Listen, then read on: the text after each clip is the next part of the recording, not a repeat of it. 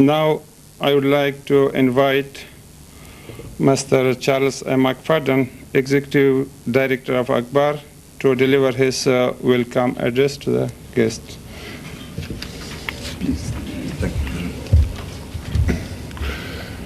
you. Commissioner for Afghan Refugees, Rustam Shah Mahmand, Country Representative, Norwegian Church Aid, Norwegian Refugee Council, Torana Preuss, Chairman of the Disability Task Force, Peter Coleridge, guests. I'm delighted to welcome you to this disability workshop organized through the ACBAR Disability Task Force. ACBAR was established in 1988, and since that time we believe that ACBAR has made a useful contribution in the field of coordination, and especially in sectoral coordination. One of these sectoral committees, the Disability Task Force, has been very successful since it started. It has provided a forum for agencies to raise the profile of the disabled, both among the refugee populations and those in Afghanistan. Sadly, we all know that the numbers of disabled are very large. An unduly high percentage of the total population of Afghans is suffering from one type of or other of disability. It is critical that efforts are made to improve the lifestyles of this number. And sadly, given the Afghan situation, disability does not generate the same amount of interest given to other sectors. However, we should be doing something now on this issue before it is too late. Many of the disabled are suffering as a result of the chaos that Afghanistan has been through for the last 18 years. Others are suffering as a result of a failure in health or education systems, and so on. In fact, most disabled are victims of something totally outside their control. We cannot effectively say we are helping Afghans without doing something for these people too. We must also note that much work has been achieved through the activities of many agencies, and we must congratulate them and their staff for their vision and achievements. The continued support by donors to disability programs is much appreciated by all, and it is hoped that donors will pay increasing attention to the needs. As with everywhere, the vulnerable need some help. We must give them their respect back. We should make it possible for as many as possible to lead a normal life on their own. We should undertake programs that will treat all people as equals.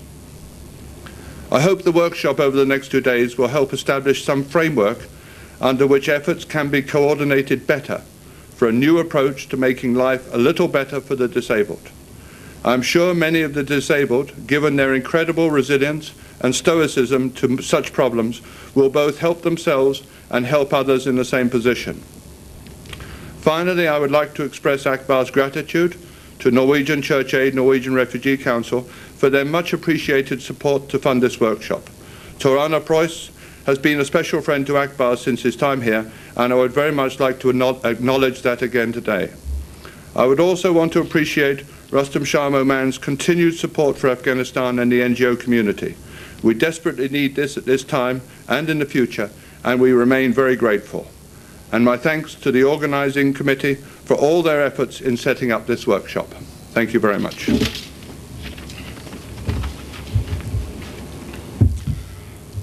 Thank you, Mr. Charles. In this stage, I would like to invite our chief guest, Mr. Rustam Shah Mahmand, Commissioner Afghan Refugees NWFP, to come to the stage and deliver his address.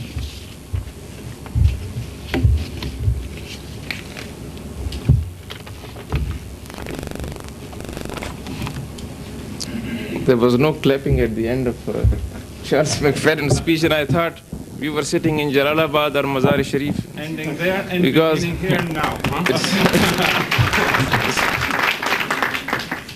Because it is not, I think Nancy Dupree would bear me out, it's not the Afghan tradition to clap. So I thought we were perhaps in Afghanistan. But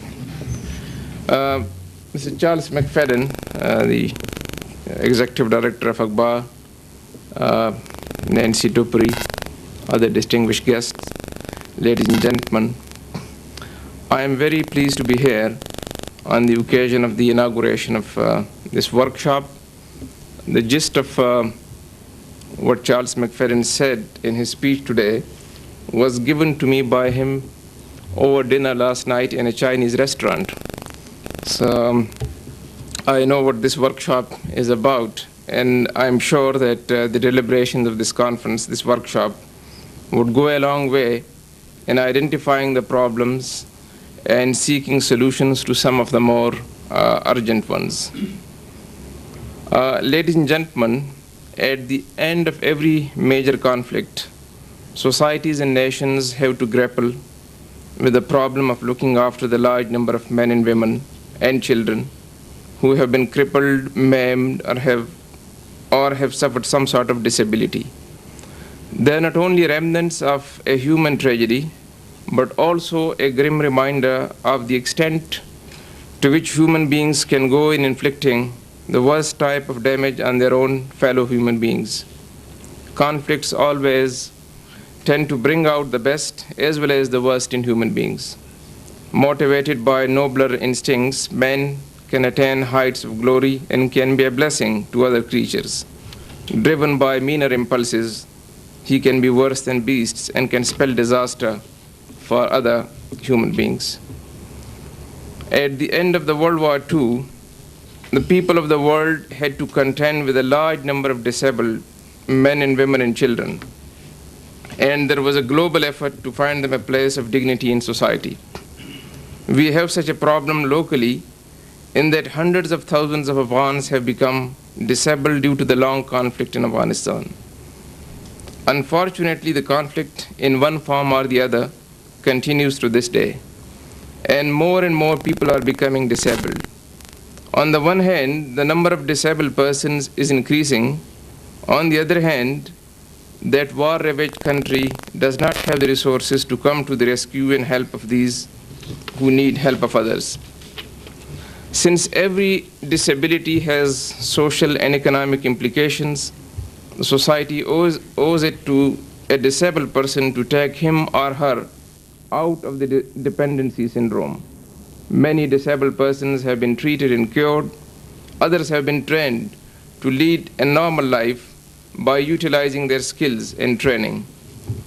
There can be no better service to humanity than to treat or train the disabled to enable them to lead an honorable and decent life, and at the same time to contribute to the growth of society and economy. In this context, the efforts undertaken by ACBAR and other NGOs, Norwegian Church Aid, Norwegian Refugee Council, is particularly welcome. I hope that there would be consistency in these endeavors and that private philanthropists, well-to-do people would also come forward and assist actively those who are involved in looking after the disabled. Those of us who are lucky to have been blessed with the sound and good health at times take our health and systems for granted and do not realize what it means to be dependent on others, or when some part of our body is not functioning. Such people who have ended up being disabled look up to us and the society as a whole to come to their help. Let's all join hands in this grand effort to help the disabled and strengthen our belief in the finer values of humanity.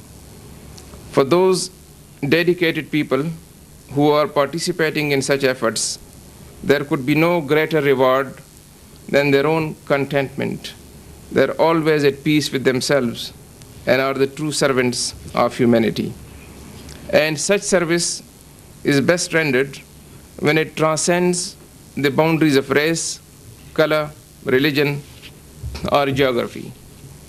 There is a tradition of the Holy Prophet which says that all human beings are like members of the household of God. So those who serve humanity actually serve God Almighty. My congratulations once again to the organizers of this workshop, particularly to Charles McFadden, who has been in the vanguard of such conferences, seminars, workshops, and to Norwegian Church Aid, Norwegian Refugee Council, and to Nancy Dupree for taking pains, for taking the trouble of arranging this function and drawing attention to a great human problem. Thank you very much.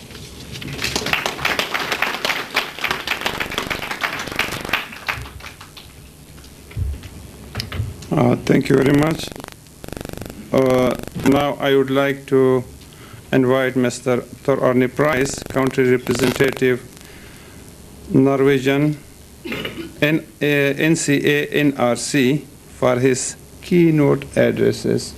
Mr. Tor Arne Price.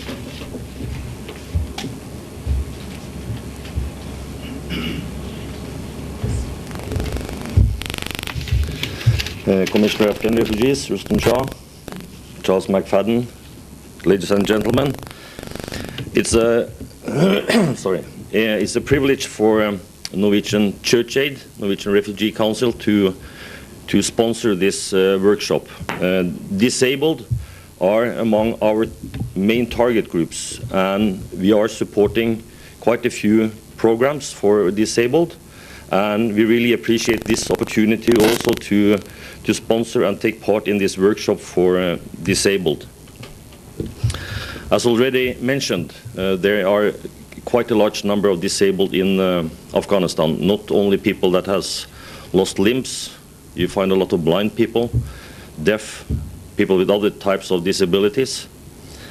And unfortunately, as also mentioned, this group is going to increase due to different types of diseases, due to acts of violence, war, and not least due to mines. And I think it's our responsibility to support this group. They are, for different reasons, a very vulnerable group. And I'll mention three key issues. One is their income possibilities. It seems that it's more difficult for disabled to get an income than for people without disabilities. And there are two special reasons for that, obviously. One is going to be the subject of this workshop, which is the physical condition, the accessibility for the disabled, not only due to buildings and constructions, but also due to attitudes, which I think is maybe one of the most serious problems, the society's attitudes towards the disabled. For some weird reason, it seems that the attitude is that when somebody loses a limb, a leg or an arm, or get a disability, they also lose somehow their mind, which is of course not the case. So in our opinion, it is extremely important to support this group and find ways of making conditions better for them and to change attitudes. So my hope for this workshop are 5. The first one is to raise the awareness on the problems of the disabled, to raise awareness among the leadership of the NGOs, UN agencies and others, and local governments not least, and raise their awareness to better working conditions when it comes to rehabilitation of buildings, constructions, when it comes to working possibilities, maybe within these agencies, and other types of improvements. I hope that NGOs, all the ACBAR members, will now have their mind on the disabled in all their rehabilitation construction work, so that schools, public buildings, clinics, whatever they build, are made accessible to disabled. I hope that this workshop will be a place where you have a lot of creative ideas how to improve living conditions and working possibilities, income possibilities for the disabled. I do hope that, as I mentioned before, there will be a change in the attitudes towards the disabled and their possibilities to contribute in a positive way to their families, to the communities. And then last, I do hope that this will not be a one-time workshop where we think we have solved all the problems during this one. This is just a small start. There's a lot of work to be done afterwards. So my wish is that from this workshop there is some type of plan how to continue this work, how to continue the work on awareness raising, changes of attitude, and concrete work for income generating projects, better construction, etc. Charles was kind enough to thank me. I have to let that thank go further. I am privileged to have a government, a donor at home that is very flexible and understanding to this type of work. And I really appreciate that. And I think I will like to forward that thank to my own government for giving us the possibilities. And then last and not least, to the ACBAR Disability Task Force for arranging this workshop. I hope you continue the good work. And I wish you all the best and good luck with this workshop. Thank you.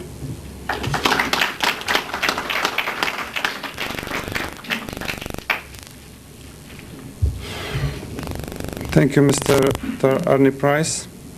Now I would like to invite Mr. Peter, Chief Technical Advisor of Comprehensive Disabled Afghans Project.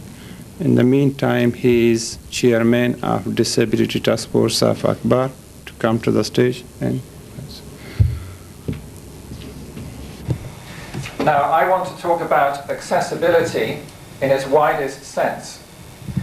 I have actually written out in a paper what I'm going to say, and this will be available for anybody who wants it afterwards. I'm not going to read the paper, I'm going to talk about the ideas in the paper.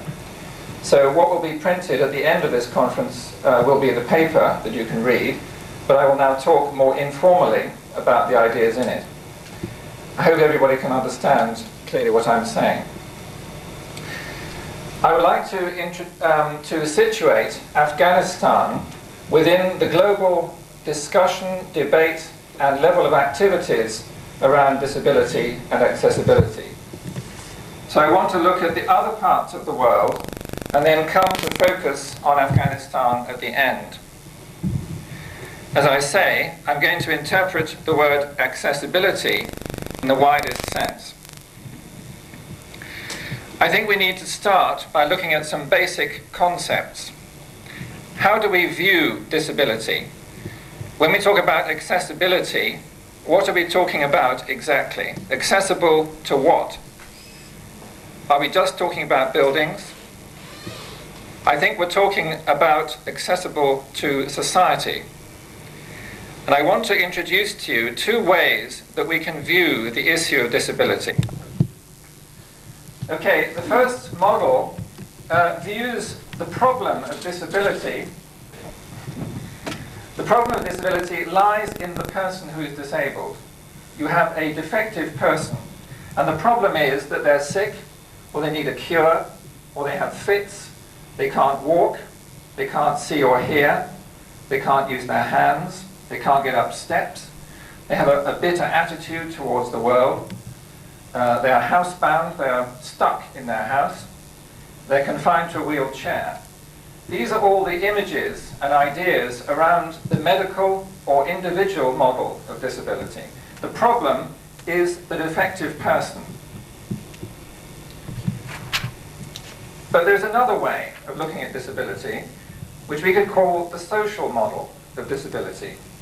Here, the problem is not the person, it is society, the world around the disabled person.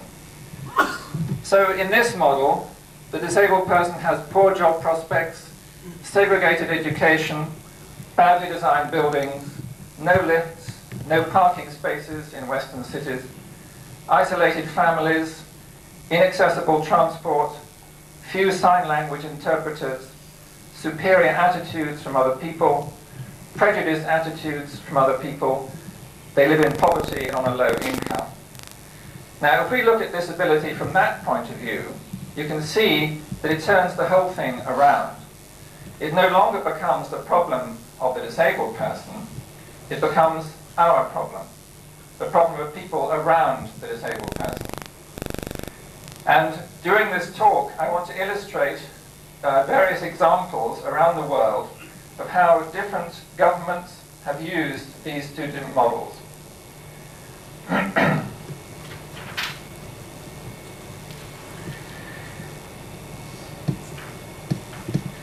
Just one or two cartoons to illustrate what I've been saying.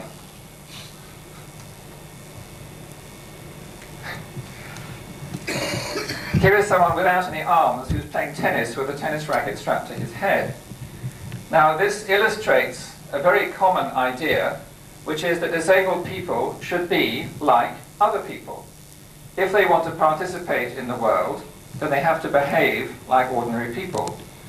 This is an example of the medical, individual, charity model at work.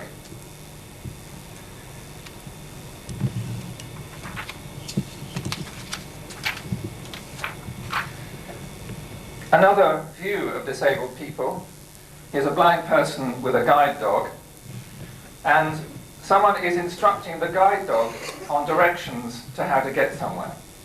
Not talking to the disabled person, but talking to the dog. How many times when you meet someone in a wheelchair, do you talk to someone who is behind the wheelchair rather than the person in the wheelchair? People ignore disabled people, assuming that they have no brains. Again, an example of the individual, medical, charitable model of disability.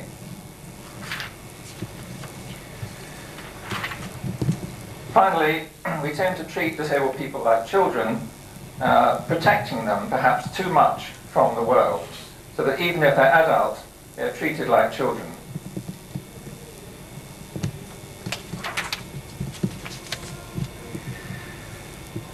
Now, I want to use an example from the United States to illustrate the approach that I'm talking about. Nowadays, in 1996, the United States has the most progressive legislation on disability in the world, the Americans with Disabilities Act, which was passed in 1991. Now, that is in 1996. At the beginning of this century, it wasn't like that. And throughout the world, of course, it has not been like that. At the beginning of this century, individuals, that is, disabled individuals, were deemed unfit for citizenship under Mississippi law. Children with disabilities were deemed unfit for companionship with other children under Washington law. Individuals with severe impairments were denied the right to serve on juries, to hold public office, to marry, to work in certain occupations, to attend public school, or even to be seen in the street. That was at the beginning of this century in the United States. There was total discrimination against disabled people in the law, not just in society.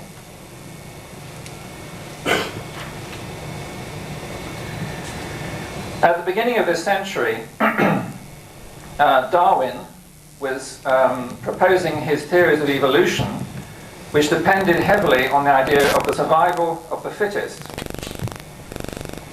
And a philosophy grew up around these ideas of Darwin that you had to get rid of defective people in the population. This philosophy was called eugenics. And this was seriously proposed by people in America and in Britain and in other parts of the Western world. You had to somehow speed up the process of evolution by getting rid of defective people, which meant disabled people. The first person to really put this into effect, this policy, was of course Hitler in Germany in the 1930s. And throughout the Nazi regime, hundreds of thousands of disabled people were killed as defectives in order to purify the race. What I'm saying is that in the West, it hasn't always been as progressive as it is now. And recent developments and thinking about disability are quite recent. How have these rights that we have now, or that to some extent have now, been won? The second point I want to make about all this issue is that rights are not given, they are won. To quote from another disabled activist, the whole history of the progress of human liberty shows that all concessions yet made to her claims have been born of earnest struggle. If there is no struggle, there is no progress. Power concedes nothing without demand. It never did, and it never will. It wasn't as though we have the Americans with Disabilities Act now in the States, which gives disabled people full rights as citizens under the law, especially rights to employment. But this act wasn't passed overnight. The American president didn't wake up one morning and think it would be a nice idea to have an act for disabled people. This act came about after years of struggle by disabled people. It was disabled people in the United States who fought for, in various ways, this legislation. To give one example, they organized a campaign among all disabled people throughout the whole of the United States, hundreds of thousands of people, to keep a one-day diary of discrimination. So they would simply record the ways in which they found discrimination in one day of their life, and to send that diary to their Congress representative. The organization behind such a campaign was enormous, and the effort required was also enormous. But it was efforts like that which eventually persuaded Congress that change needed to happen. So the point is that these changes have taken an enormous amount of effort by a huge number of people, but in particular by disabled people themselves. It is they who have actually struggled for these rights. And if you reflect back on the history of disabled legislation in the States over the past century, it is a process of moving from the medical, individual model to the social model. And the social model is now regarded in the States as the way to look at disability.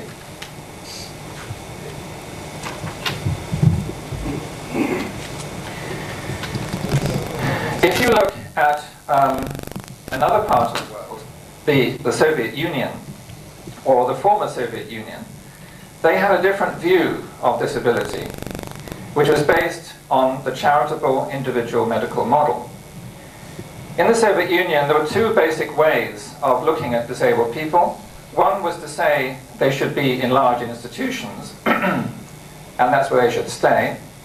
Or, if they should be outside institutions, they should be given large, not large, but some kind of financial support and told to stay at home. But they were not integrated into society. So you had disabled people either in institutions or at home drawing what was called a pension.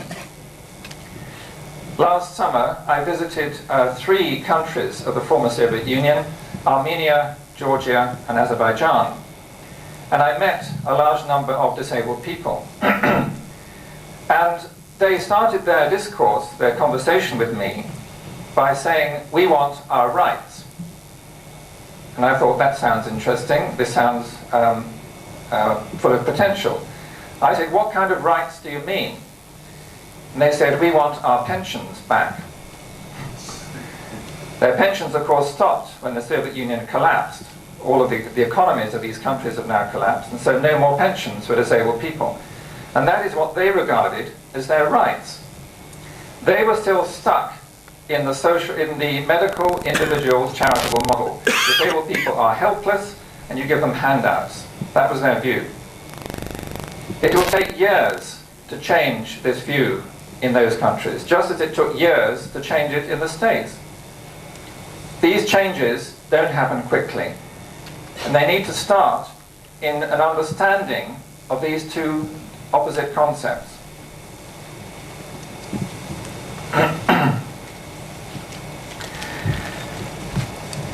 to illustrate exactly what I'm talking about, to take another former communist country, Romania. If you go to Romania, to the capital, Budapest, you'll find two interesting Bucharest. You'll find two interesting features. One is that you will not see disabled people in the streets. The other is that you will find there's one of the most famous rehabilitation institutes in the world, the Peto Institute. The Peto Institute in Bucharest is dedicated to getting children with cerebral palsy to walk. And they do it through a process called conductive education. Conductive education means that highly trained therapists work for 8, maybe 10 hours a day with individual children, getting them to walk. Now, if you're in a wheelchair and you approach the Peto Institute, you'll find that you can't get into it. There is a flight of steps up to the front door. The only way in for a wheelchair is round the back where they roll the milk barrels into the kitchen. And if you move around the city in a wheelchair in Bucharest, you will not be able to. No buildings are accessible. The pavements are all too steep to use a wheelchair. And the result, of course, is that you don't see any disabled people in the streets. The Romanian view of disability is entirely medical, individual charity. You have, on the one hand, the Peto Institute, which is trying to make disabled people walk, cerebral palsy children walk. On the other hand, you have a totally inaccessible environment. You cannot go to school in Romania unless you can walk. And that's why the Peto Institute is working hard to get children to walk. So you have an entire policy built on the wrong way of looking at the problem. If you opened up the environment immediately and put ramps in buildings and made pavements less inaccessible, then you'd immediately have disabled people able to move around, able to lead a much more normal life.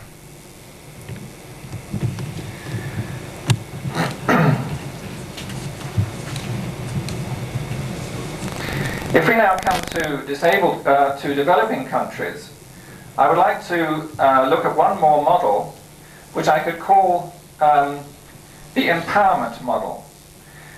I've described the contrast between America and the former Soviet Union. What is happening now in developing countries in terms of disability, and especially in relation to these two models, the social and the medical? Are there any signs in developing countries that things are beginning to change? The answer is yes, there are plenty of signs.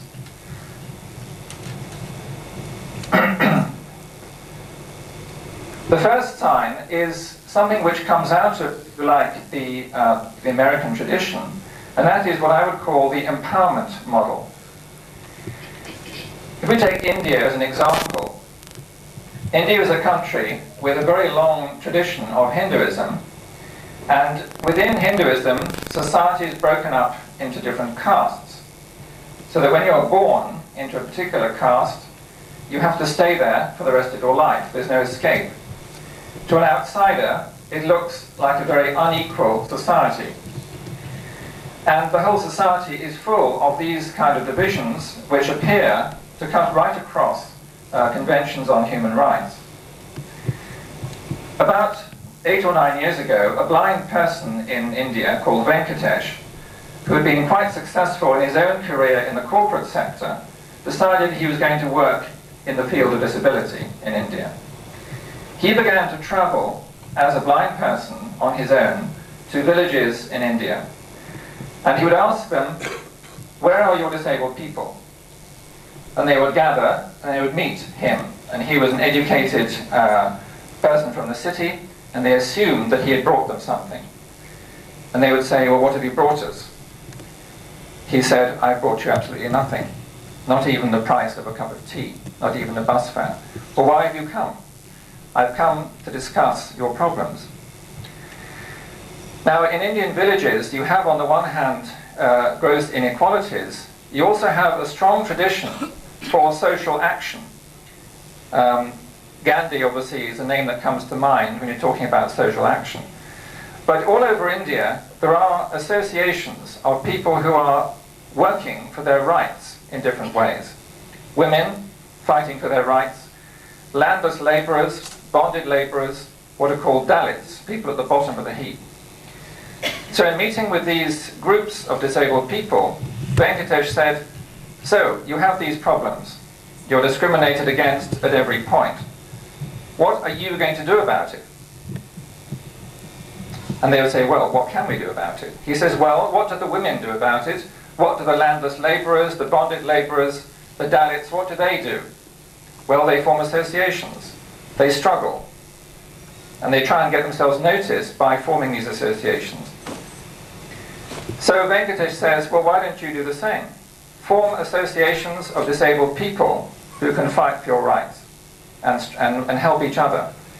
And that is exactly what's been happening in villages in India. Small groups of disabled people meeting and working towards their own improvement. They can get loans from the government. They can help each other to get to different centres for referrals and so on. But the most important thing is that they have more recognition now in the eyes of other people in the village. So they are taking action on their own behalf. They're not waiting for charity. They are taking the initiative themselves. And that has changed attitudes towards them in these villages. They now have respect, which they didn't have before. The second thing, which I would identify as being a positive change in third world countries, in developing countries, is the introduction of CBR, community-based rehabilitation. And we have strong examples of that here in Afghanistan. Community-based rehabilitation started in the 1970s at the same time as primary health care. Primary health care was conceived as a concept by WHO in the 1970s in order to get away from the Western high-tech, expensive medicine which was being used up until that time. To develop a system of health care which was much more accessible, sustainable, and appropriate to the context of developing countries.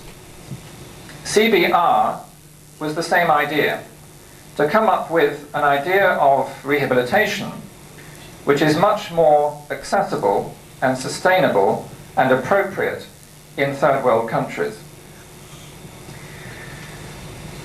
So in Afghanistan, the way in which CBR works is different in different countries. But in Afghanistan, if we take a CBR worker at the village level, he has a number of responsibilities. First of all, he has to identify the number of disabled people in his area through a survey. Secondly, he has to work towards integrating disabled people, children into schools, working with the teacher, working with the headmaster, and working with the parents to make that possible. Thirdly, he has to develop home-based training with families where it's appropriate and possible to do that. That is, to train the mother and the father and the siblings of the disabled child to rehabilitate that child. Fourthly, he identifies local craftsmen and women who are willing to take on disabled adults for skill training. For example, you might find a tailor or a carpenter or a beekeeper or something like that in the village who is willing to take on a disabled person and train them. Then he also refers those who need referral to health and other services. And lastly, and most important, he has to mobilize volunteers and establish local CBR committees. Now, all of this is working at the village level. And as you can see, it's a very large responsibility with a lot of work, especially in conditions that exist in Afghanistan with very little transport, widely scattered villages, and so on.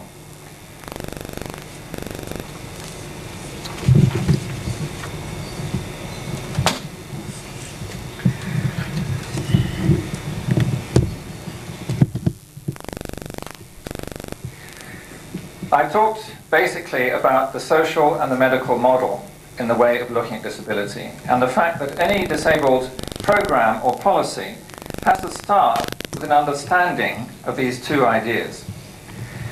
When we come to talk about accessibility for disabled people in Afghanistan, I have to say that I get rather disheartened.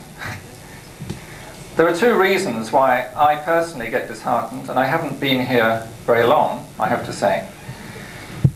The first is when we talk about accessibility for disabled people, certainly to an outsider coming in to Afghanistan, there is a sense of shock that half the population, that is 50% of the population, are women, and they do not have access to main social activities in most parts of the country.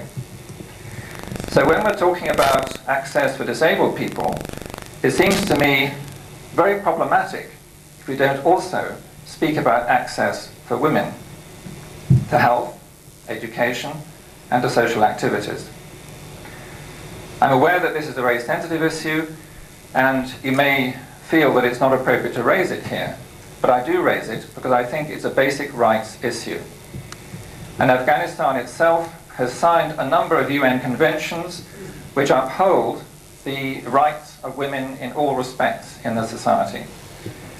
And I think that working in disability, we're working with a rights issue, and we have to marry it with the other rights issues in the society. When we come to talking about accessibility to schools and clinics and other services, also we have to remember that in a province like Kandahar, for example, 5% of boys, I'm not talking about disabled boys, I'm talking about non-disabled boys, have access to schools, to primary schools. 1% of girls in the Kandahar province have access to schools. So when we're talking about access for disabled people, we have to see the wider picture and realize that we're talking about a lack of services for everybody as well. And we have to be realistic about what actually we're trying to achieve. As I say, it's very easy to be disheartened and discouraged by the situation in Afghanistan. I just want to give one example from another third world country which has also had its own civil war, which has ended comparatively recently, and that is Lebanon. Lebanon was at war with itself for 18 years, which finally came to an end in 1992. At the height of the civil war in Lebanon in 1988, a group of disabled people in wheelchairs staged a peace march from Tripoli in the north to Tyre in the south. About 100 people in wheelchairs staged this peace march. They were demonstrating not about disability, they were demonstrating against the war. They were saying, we are not going to stand for this way of solving problems. Many of us have been disabled by the war. We do not believe that violence solves anything. And they moved down throughout the entire coastline of Lebanon from Tripoli in the north to Tyre in the south. And they had to go through all the different militia checkpoints on the way. And as militiamen from different factions saw these wheelchairs coming down the road, they didn't know what to do. They'd never been faced with a demonstration like this before. But they obviously couldn't shoot them, and so they let them through. And this march, by the time they arrived in Tyre, after about a week, had grown into thousands of people, not just hundreds, of able-bodied and disabled people, demonstrating against the war. And it became a landmark event. They didn't, of course, stop the war at that stage. It went on for another 4 or 5 years. But they made a moral point, which is that they were standing up for something which was a basic human value, which other people could agree with. Ordinary people didn't want the war to go on, and eventually it stopped. When the war was over, the people who'd organized this march and led it were invited by the government to draft legislation for disabled people in the country. In other words, it put disabled people on the map. It got them noticed. They were not just people who stayed at home. They were people who took initiative, who took a moral stand, who took things into their own hands. It had a huge effect on the way people felt and thought about disabled people in Lebanon. I give that example because in Lebanon in 1988, the world looked extremely black and dark. And yet here was some people trying to light a candle in this darkness. And it was worth it. In the end, it was worth it.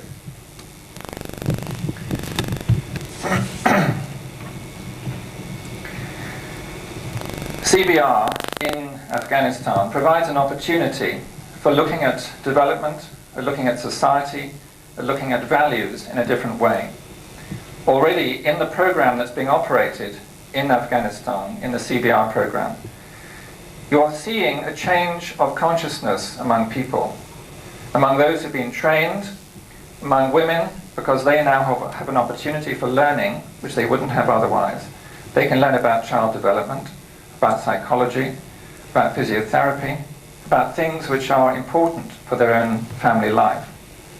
It's opening up pathways to new ways of thinking about things. So I would say that this is a candle, if you like, in the darkness of Afghanistan at the moment. And we need more candles of this sort. Just to close by finishing with a poem by a well-known American poet called Walt Whitman. He was a champion of rights, a campaigner, and a poet. He wrote, "The earth does not argue, is not pathetic, has no arrangements, does not scream, haste, makes no discriminations, has no conceivable failures, closes nothing, refuses nothing, shuts none out." This is from a poem called A Song of the Rolling Earth.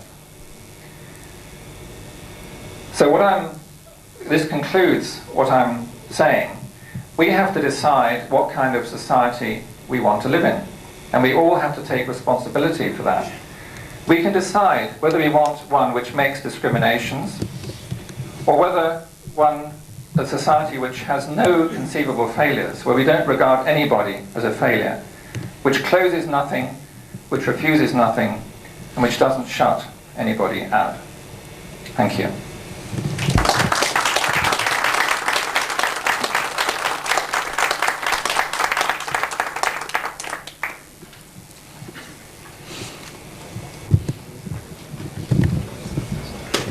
Thank you very much, Mr. Peter. I think now it's time for discussion, open discussion and remarks, question from the floor for about 30 minutes.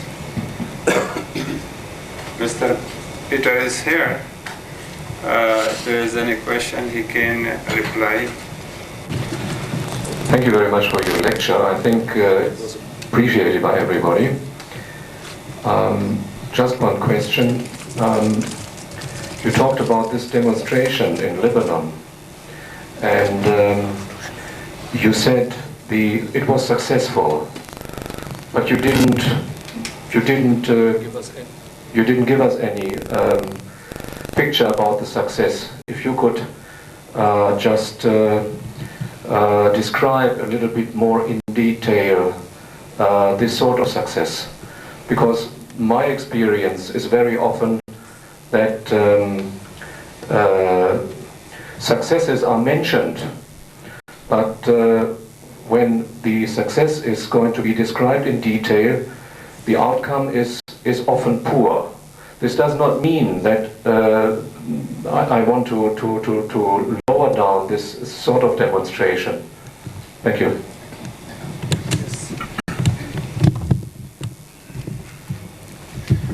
Thank you. Can you hear? Is it all right? Yeah. I tried to explain that the success was certainly during the march itself it gathered numbers. It started out as 100, it finished as thousands when it arrived in Tyre after a week. So in terms of attracting attention to what was actually happening in the march, it snowballed. It grew bigger.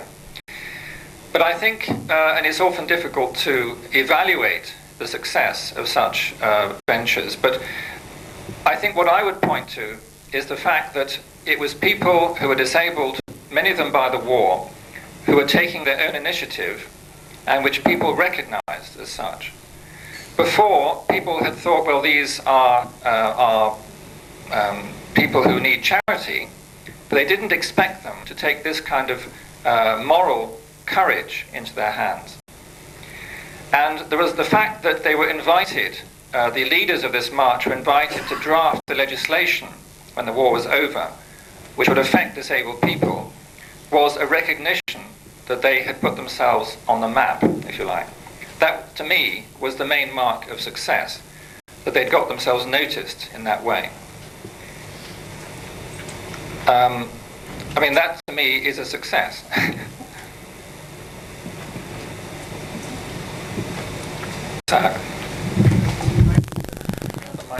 Yes.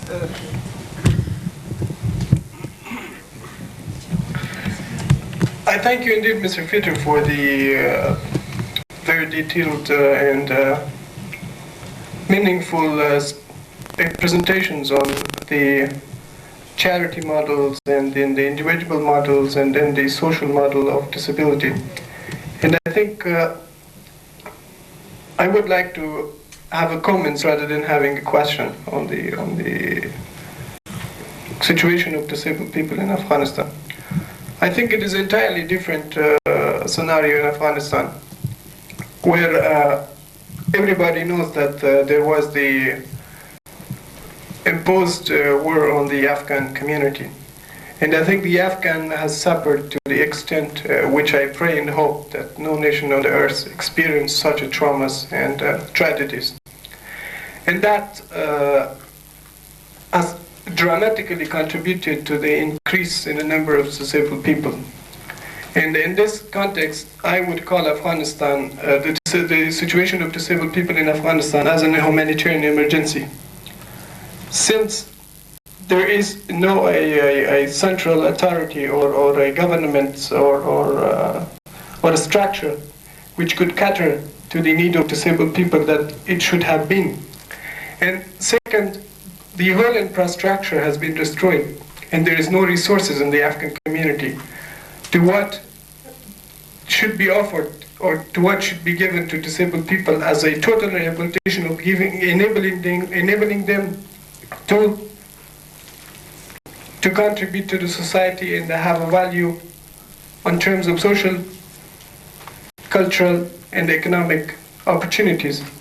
For that reason, I would like to request the nations that has very generously participated in the or contributed to the Afghan struggle to very honestly, based on the value of human rights, come forward and participate in the rehabilitation and assistance to disabled in Afghanistan. Thank you.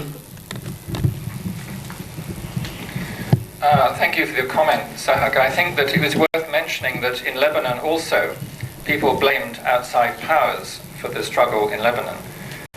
It's always much more complicated than either blaming insiders or outsiders. We can't really get into that discussion here, quite obviously.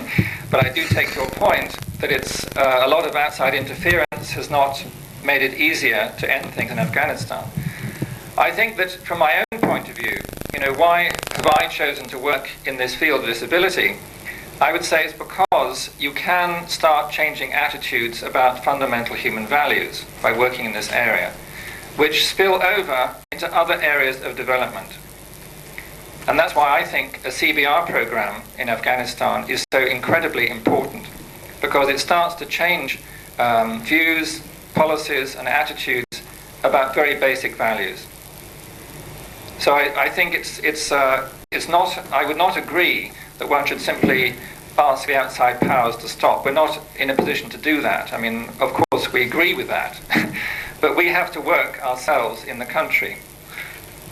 I'd like to first thank you for your very interesting lecture. You mentioned CBR, and I would like to know a little more about how you go about organizing your work at CBR. How do you target male and how do you target female beneficiaries, say? When you go to the communities, is it the same person who will be contacting every household, male and female, or is it varying? Do you have training for Afghans to become extension workers for this, or things like that? It would be very interesting for me. Yeah. The project which I'm in charge of works in 4 different areas of Afghanistan. In Wardak and Ghazni, which is one area, Mazar, Takhar and Herat. And in each area, the whole program is run under the auspices of the UN. It's basically a UN program, but it uses NGOs as the implementing partners. There's the Swedish Committee for Afghanistan, SERV, and CHA, who are the 3 implementing partners. And in each area, they have a project manager with a resource center and an office, which is in charge of running the program in that province. They will then train what are called field workers, CBR field workers at the village level, who have the responsibilities that I described in my talk, those 6 areas of responsibility. And in addition to that, the program also runs orthopedic workshops and trains physiotherapists to which disabled people can be referred. That's the general scheme of things. So in each province you have maybe about 20 field workers who are working at the village level. When I say the village level, each field worker would have a number of villages in his own territory. Depending on the area, there might be a dozen or 20 or even 50 villages that he has to look after. Where he does the survey, he identifies different kinds of disability, he decides who would benefit from home-based training, he decides who would benefit from being referred to a physiotherapist, who would benefit from being trained as a tailor or as a carpenter, or who would be given a loan for a goat, and so forth. So there's a whole range of activities which he or she, and we're trying to encourage women to come into this profession, do. Tajuddin, would you like to add to that, to what I said? Yeah. Tajuddin is the project manager for Mazar in this program.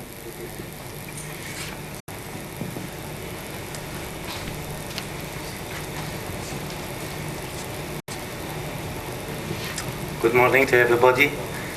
I just came yesterday from Mazar to attend a meeting in subcommittee, and then yesterday I heard about this workshop. So I appreciate the organizer of this workshop, and just I want to add what Mr. Peter said about CBR in Afghanistan. Now, in most part of Afghanistan, CBR is well introduced for people in the communities. And at the beginning, when we started CBR in Afghanistan, most disabled people and families of disabled people, they were refusing us. They were not accepting us as to help them. Now, most of disabled people, they contribute with our activities. We have now a lot of associations established from within disabled people at the village levels, at the district levels, and they fight for their rights among their communities.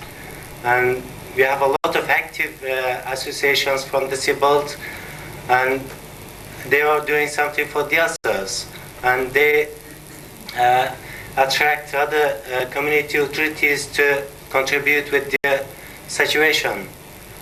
So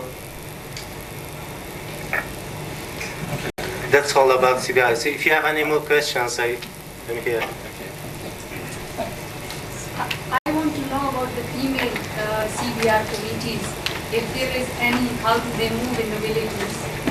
The female CBR committees. Tajuddin. You mean female CBR committees or female CBR workers? CBR committees. Female CBR committees. Yeah, most of famous CBR committees are they are the school teachers, the female school teachers and some other educated female from the communities. And they have a meeting once a month. And they come together and they talked about the disability problems in their communities. And sometimes they address the disability problems to other agencies where they're involved in one way or other way with disabilities. So they do, some of the CBR committees, they took active part for our CBR activities with CBR programs, and they offer their volunteer work for as a volunteer female workers for CBR programs. So now we have from female CBR committees, we have a lot of female volunteer workers who are doing home-based training for families who have disabled members.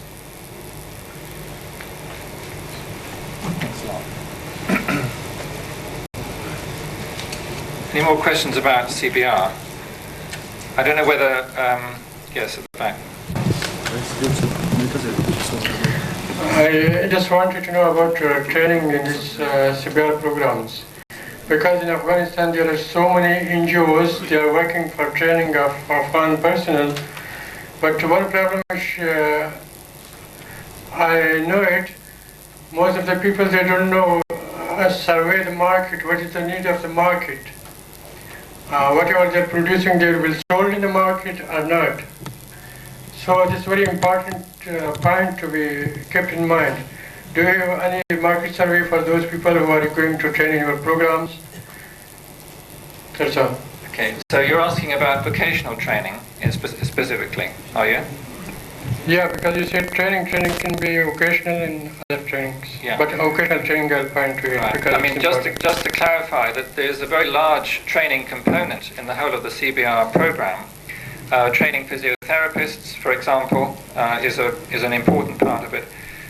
Training the field workers is quite a long process, which is done in several stages, and it's a very interesting kind of training for field workers. I mean, the range of activities which they have to do, ranging from the medical to the social, requires them to have a very wide variety of skills. They have to be community development workers. They also have to know about different disabilities. They have to know something about physiotherapy and so on. And the training which they go through includes things like psychology, social animation, how you animate the community, how you form a committee, how you raise volunteers, as well as the details of disabilities. So it's quite a wide training. And if you are a CBR field worker, you've got a lot of knowledge about a lot of different things. Specifically on the vocational training side, we've moved away from the idea of running courses for disabled people. And the concept now is apprenticeship training, where you pair a disabled person with an able-bodied person who is working as a tailor or a carpenter or a radio repairer or a watch repairer. These are the kind of village-level income-generating activities which are feasible. There have been a few carpet-weaving projects involving disabled people, but most of them are at the village level of trades and services required by the village. Shopkeeping, a loan to buy a goat or a buffalo, those sorts of things. But not training people to work outside the community, unless you, of course, include physiotherapy. I mean, training people as a physiotherapist is giving them a skill which they can then sell, provided there is an employer. Yeah. There's another intervention here. I quite agree that the strategy of community-based rehabilitation could be considered one of the positive programs in the context of providing disabled people the opportunity of having a contribution to society in long and short terms. But what I really think is important in the situation of Afghanistan is that you have a huge number of disabled peoples, and if you try to in terms of giving them the opportunity of having an income, which is a very important issue right now, because a lot of the disabled people are adults and they really need to have a support to their family. And when you consider putting someone with an apprentices, it takes a long time to train. But when you have a designed curriculum for training a person and that skills, that's quick and that's more organized than the one you place with the apprentices. So I would like to have your comments on that, please. I think you can do both. There are three basic strategies. One is to give loans to disabled people without any training. For example, if you want to set up a shop in a village, you don't need training, but you do need a loan. So we do have a loans program for people like that, and they can get going instantly. For buying a goat, you don't need training, you just need a loan. So those sorts of things is one strategy. The second strategy is the apprenticeship arrangement, which I've mentioned, which means that it's decentralized. All of these apprenticeship arrangements can happen at the individual village level. You don't have to send people away from the village for training. They can stay at home, and that's very important. But in a city like Herat or Mazar or Kandahar, you can run vocational courses because people can come on a daily basis. You can't really do that in villages. And in the CBR program at the moment, it's heavily emphasized on a rural approach, not an urban approach. There was a question here. I was just going to agree with Mr. Sahak. He has been running something like this for nearly 2 years now, and I've worked closely with him. Do use a microphone because it's easier for people to hear behind you. Yeah, we've worked closely together, Mr. Zak and I, over 2 years. We find, for example, with the referral, his advocates who are disabled people themselves, and their mere presence in the village, we hoped would show people that, yes, disabled people can do rewarding jobs to the community. They go to the community and say, well, yes, you could benefit from a prosthesis from Sandy Gaul in Peshawar. They say, I know. How the hell am I going to get there? And this, he's been with us. We have not been able to get our donor to pay for transport for these people. It's a big problem. It's a big problem, and we've found that it has somehow, after the second and third visit, his advocates become less and less welcome in the village, and we are trying now to overcome that problem. At the moment, we can't think how, because the empowerment aspect is important. We understand that the advocate must get out to the village, but on, let's say, his third visit, and he still hasn't managed to raise any cash to get these people to the prosthesis centre, he becomes less and less welcome. Is there any way you found to... Certainly in our program, referrals remain the biggest single problem, and transport is what makes it a problem. Referring people when there are no buses at all to the nearest town, or where the roads are non-existent, it is a huge problem. We don't have an easy solution. I think the only long-term solution is to have more referral centres, which are easier to reach from remote areas. But otherwise, I think one has to recognise that you need a fund to help people get to referral centres, and to stay there. If they go to get fitted with an artificial limb, they need at least a couple of weeks at the referral centre, and they need to have somewhere to stay. And that needs to be covered by some kind of budget. We agree. Yeah. As it is obvious, you can't reach everybody in the community because of the large number of disabled people. And most of these people unfortunately feel frustration, disappointment, and sometimes act very harshly. Do you have any programs that to approach those people and create some sort of hope and some sort of help for those people in the villages, and to make them mentally more able to face disability life in the community? Well, there's someone behind you who might be able to answer that question better than me. Farouk, would you like to answer that question? Should I come here? Stay where you are. Right. Bismillahirrahmanirrahim. I think we discussed it quite in detail that disability is not a personal problem. This is actually very much a society problem. This is the society who make the people disabled. So I am hearing that there are a lot of shortcomings as far as resources are concerned, but there are a lot of strength. We have to utilize those strengths. We have to work on change, how to change the attitude of the people. This is the society which makes the people disabled. So if we do not have resources, if we do not have accessibility to the resources like prosthesis, orthosis and so on, there are so many other things that we can do and we have accessibility to it. So let's work on the strength we have and not very much come under the influence of the weaknesses we got and the threats we got. Thank you very much. I think that in the experience in other countries, I mean, I'm fairly new in this area, but I have wide experience in places like Lebanon, is that the frustration which a newly disabled person feels is common in every society. It doesn't just happen in Afghanistan. And it takes time before someone adjusts to the new situation in their life. And that needs counselling. And I think one of the things that a CBR program, or indeed an organisation like Sahak's organisation can do, is to provide counselling of that sort. I mean, the frustration is clear and it's understandable. And maybe it can be the engine for some action. That's not a very detailed reply, but it's the best I can do at the moment.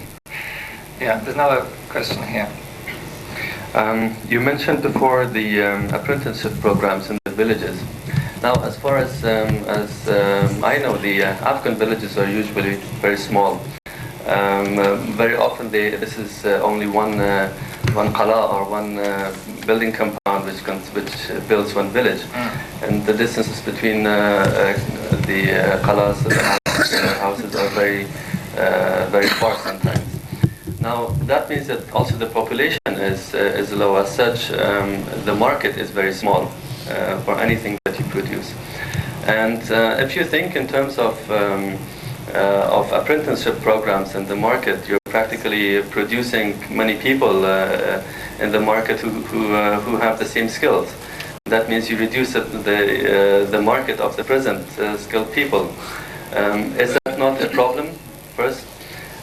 Second, if that is a problem for you, which I personally see it as a problem, but maybe you see it differently, then what about doing something like mobile training units for groups which go from place to place and organize courses over a given period of time? And that is then easier. It's easier than to collect people in those centers. And the centers could be provided by the communities themselves.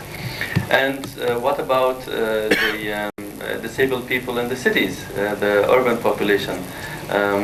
Why aren't they getting as much attention from your program as the rural people?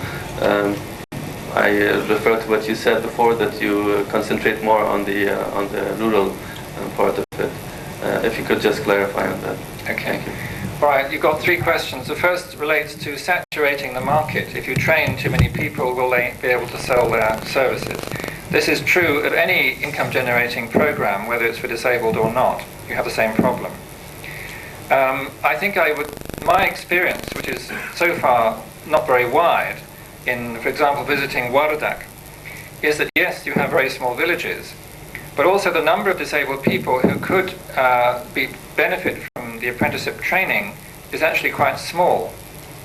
You're not talking about hundreds, you're talking about maybe a few, but not a lot, not a huge number. And certainly in the examples that I've met, where you have a tailor who's trained, a disabled tailor who's trained, they are not seen to be in competition. There is enough work for them to do. And the whole apprenticeship idea, you would think, was against the interests of the person doing the training. And if it was against their interests, they wouldn't do the training, because they're creating a competitor. But the fact that they take it on and are willing to train an apprentice means that they don't regard that person as a competitor.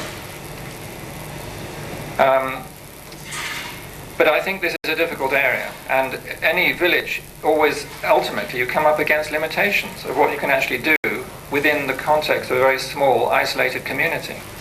That's true. And people in that village, this is true all over the world, have to decide whether they want, whether their life is there or whether it's in the city. And that's a global developmental problem.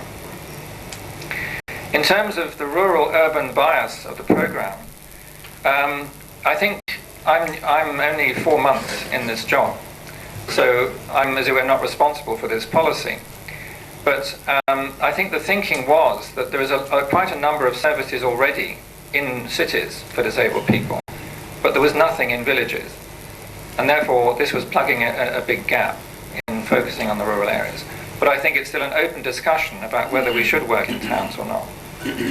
What was the middle question you asked? Mobile centres. Well, sure, why not? If you're not going to saturate the market with overtrained people. Other people may have things they want to comment on that.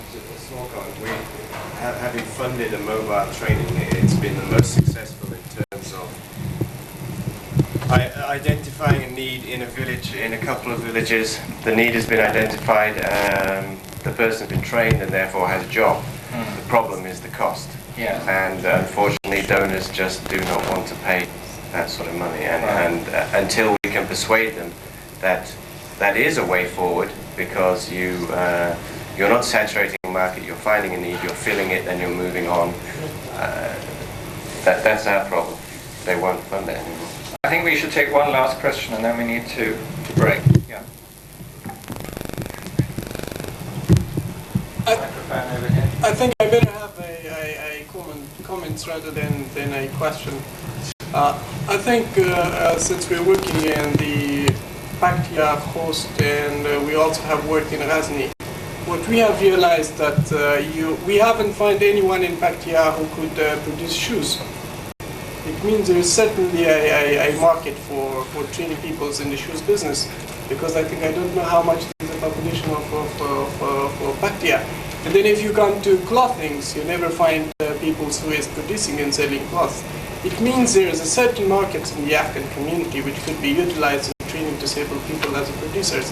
And the second comment that I would like to make, as you said, that frustration and disappointment is the real barriers in regaining the spirits that you have lost after you became disabled. We are giving top priority to peer counseling. Peer counseling means we are sending someone with a disability to counsel another person, and relief has traumatized situations, and get him to understand the disability in a positive way, and live as a normal person, and try to take on responsibilities rather than demanding something. So he has to work himself like anybody else would, or maybe he has to work more than other people's. What I have realized is that we have found a lot of enthusiasm in the disabled community in Afghanistan, and they're very committed to relieve themselves from the suffering. Just a very brief comment. One of our speakers this morning mentioned going forward after this, and you mentioned human rights in various sectors, from women's rights to the education rights of children. I think, to my mind, one of the biggest problems in Afghanistan is we actually have no crude estimates of any of the size of these problems. And my feeling is that we should develop through the Disability Task Force, through all the other sources, through the UN system, through other donors, some sort of crude estimates of the size of the problem by the type of the problem, so that strategies can be made and we can address some of these problems maybe a little bit better than maybe they have in the past. Yeah, thank you for that comment, and I very strongly agree with Charles on this point. I think, if I may say so, numbers are very, very important in order to bring us down to reality. That's the first thing. The second thing is that I think numbers of disabled people, and here I'm sticking my neck out, have been exaggerated in Afghanistan. Now this, in a sense, is good news. It doesn't mean that there's a huge, vast population out there who are completely untouched. I mean, the WHO global statistics for disability give about 7% of the population in developed countries, that is Western industrialized countries, and about 4% in developing countries. Now, it is lower in developing countries than it is in industrialized countries. The reasons are fairly obvious. In the industrialized countries, you have an aging population. The age profile in Britain is quite different from what it is in Afghanistan. More older people mean more impairments of old age, like cataracts, arthritis, etc. The second thing is that in developing countries, people die. They don't survive. A child with cerebral palsy in Afghanistan is much more likely to die than if that child was born in Britain. And that's another reason why you have a lower population. In terms of the causes in Afghanistan, the war is certainly one, but poverty is probably a much bigger cause. Well, certainly equal, if not bigger.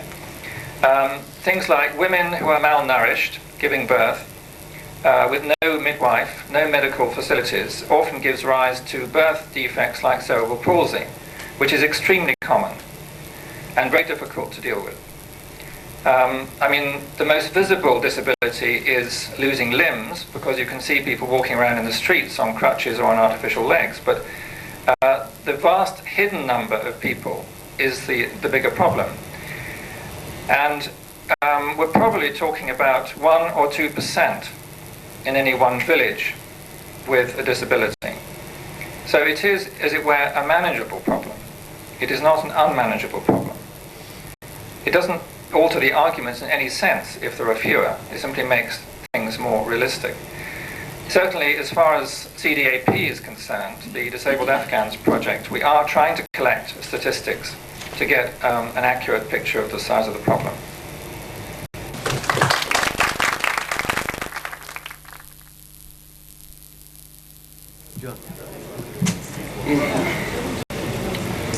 Ladies and gentlemen, welcome once again. Now I would like to invite a disabled trainer master who has lost his one leg and now using an artificial limb. In the meantime, he is an artist and has trained many apprentices for our organization. Let's listen to this disabled accessibility from the perspective of a disabled person. He is Mr. Ashraf Khan.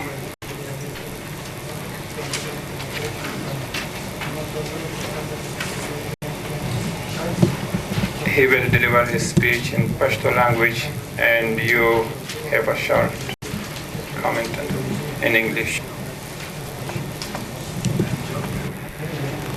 بسم الله الرحمن الرحيم. عزتمندو حاضرینو السلام علیکم ورحمة الله. څرنګه چې کنفرانس هدفونه او مقاصد زموږ او ستاسو ټولو ته معلوم دي او د یو شریک طرز العمل د جوړښت لپاره سره راغونډ شوي یو، زه هم په خپل نوبت د معیوبینو خویندو او وروڼو په نمایندګۍ تاسو یو څو ټکو ته راجلبول غواړم. ملګرو، له دې نه انکار نشي کېدی چې معیوب کسان زموږ د ټولنې داسې افراد دي چې د فیصدي په لحاظ شمیر د نورو قشرونو په پرتله زیات دی او د ټولنې د پرمختګ او نیکبختۍ په حالو ځلو کې په هر لحاظ د سالمو افرادو په څیر ونډه اخیستلی شي، خو په دې شرط چې دوی ته د ورپېښو مشکلاتو د حل تدابیر په منطقي توګه وسنجول شي. زه به خپله خبره په مثالونو کې توضیح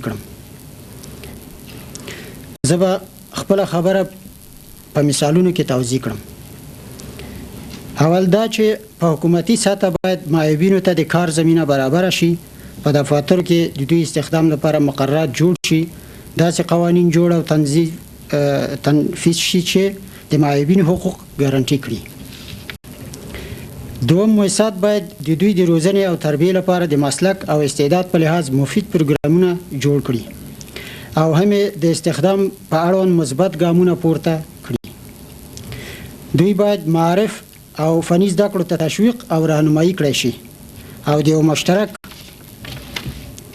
کمپاین په ذریعه ټولنې ته دا احساس ورکړو چې معیوبین د احترام وړ دي او ورسره د مطرودو کسانو په څیر تعامل ونشي. د دوی د فزیکي او دماغي رغاونې لپاره د پوهې فني او مسلکي سنټرونه جوړ شي. د لارو کوڅو او تعمیراتي ودانیو د جوړولو په وخت کې د معیوبینو ستونزې په نظر کې ونیول شي ترڅو د دوی رسایي هر ځای ته ممکنه شي.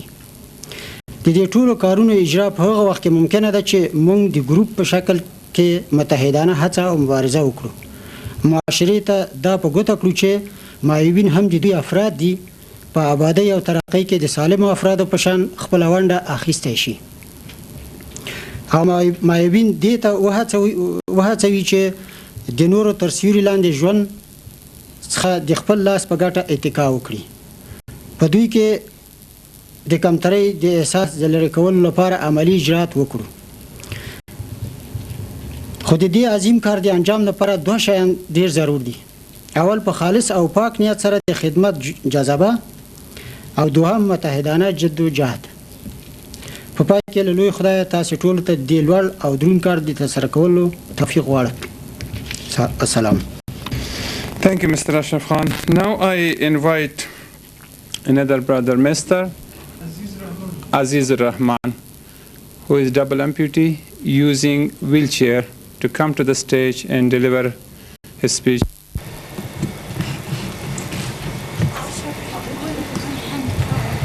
زه د هر څه څخه مخکې په دې ډېر خوښ یم چې ماته بلنه راکړه چې د معیوب په ژوندانه کې د محیطي او تعمیراتي خنډونو د ناوړه اغیزو او اثراتو په اړوند خپلې Dear guests and participants of this workshop, I am very happy to be invited and given the opportunity to share my experience with you and share my experience regarding the inaccessibilities concerning the disabled in environmental aspects and other aspects. To think deeply, it is certain that providing accessibilities for disabled is such an important issue as eating or food is so essential for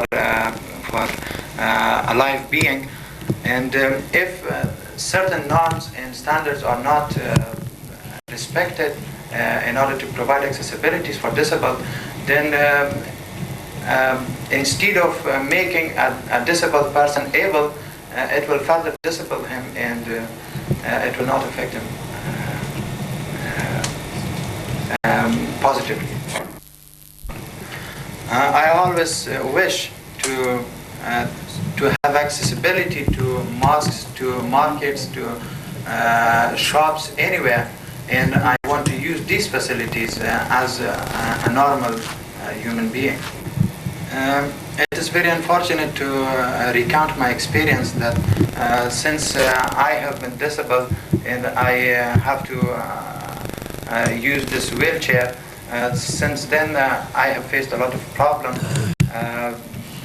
Accessibilities, the norms and standards for accessibility for disabled has not been respected in buildings and other facilities, especially in buildings a good and accessible ways in order to facilitate the disabled entry and has not been respected, and it's not made that way.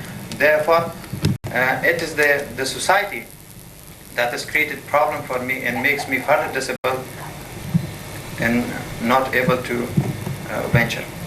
As I before said that I very much wish to have a smooth entry and access to restaurants, to hotels, to mosques, to hospitals, to schools, universities, and all these things. And since such an accessibility and facilities do not exist, and therefore this is not me who have to change because it's not possible. It is the environment and the society that should change and facilitate my being. In this regard, with regards to the accessibility for disabled, I can provide you with certain examples, very good examples. I work for the Paralytic Center of Red Crescent Society, and there I work as an instructor in order to instruct the other disabled.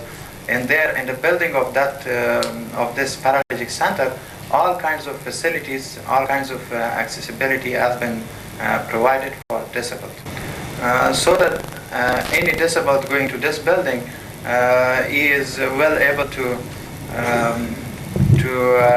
do it by himself or herself. Anything is provided, any type of facility is provided there. Doors are wide, and disabled are able to open the doors by themselves, and so that they are not depending on a second person, and they don't need any help. Another good example is the office of the ADS office, where certain standards and norms have been respected in order to facilitate the entry and I mean the coming and going of disabled there is very much facilitated. Considering these facts, I am calling on those agencies who are planning for construction of buildings, and because this is the time for them to plan and construct buildings, I'm calling on them to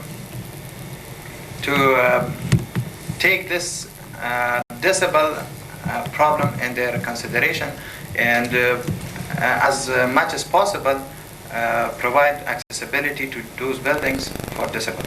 If it is done so, then I assure you that that no more big difference between disabled and able and disabled people will no more exist, and any disabled person will be well able to carry on his affairs as well as an able person. په پای کې زه مننه کوم چې ما ته د خبرو کولو موقع راکړه او هیله لرم چې زما په خبرو به ستاسو قناعت حاصل کړی. At the end, I once again thank you for giving me the opportunity to have something to say, and I wish what I said was acceptable for you. په درناوي عزیز رحمان عزیز. Aziz Rahman Aziz, with regards.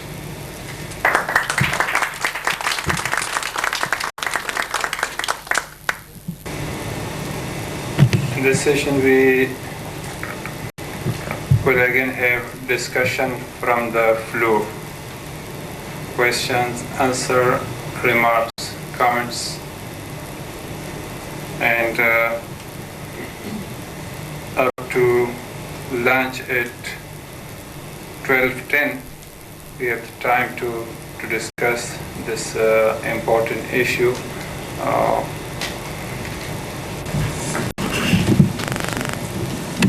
Yes, please. I'd like to ask Mr. Ashraf, does he have an artist gallery? I'd also like to point out that there is an example of the artistry of Mr. Ashraf here. Does he have a gallery? Does he sell his painting? Or is he able to make a livelihood from his painting? Every Friday, 3 a.m., I get up and go to Islamabad to sell my prepared things, pictures, etc. I go to Islamabad to sell my things on Friday market. It's called in a park or somewhere, and I can sell 1 or 2 every month. I'm feeding my children from the income, and I send some to my remaining family members in Kabul. I'm blind too, I'm disabled. Just I want to mention something about that. What is the important thing and a major problem in the community? First, according to our experience, first I should say sorry about my name is Siddiq, I work at the SAF office, blind project. About the important things and major problem we have in the community, first problem is the disabled people. Because disabled people, they don't trust for his work. They don't believe they can do Also, the second problem we have in the community people, they don't care about the disabled people. Also, they don't believe the blind work, the disabled people work.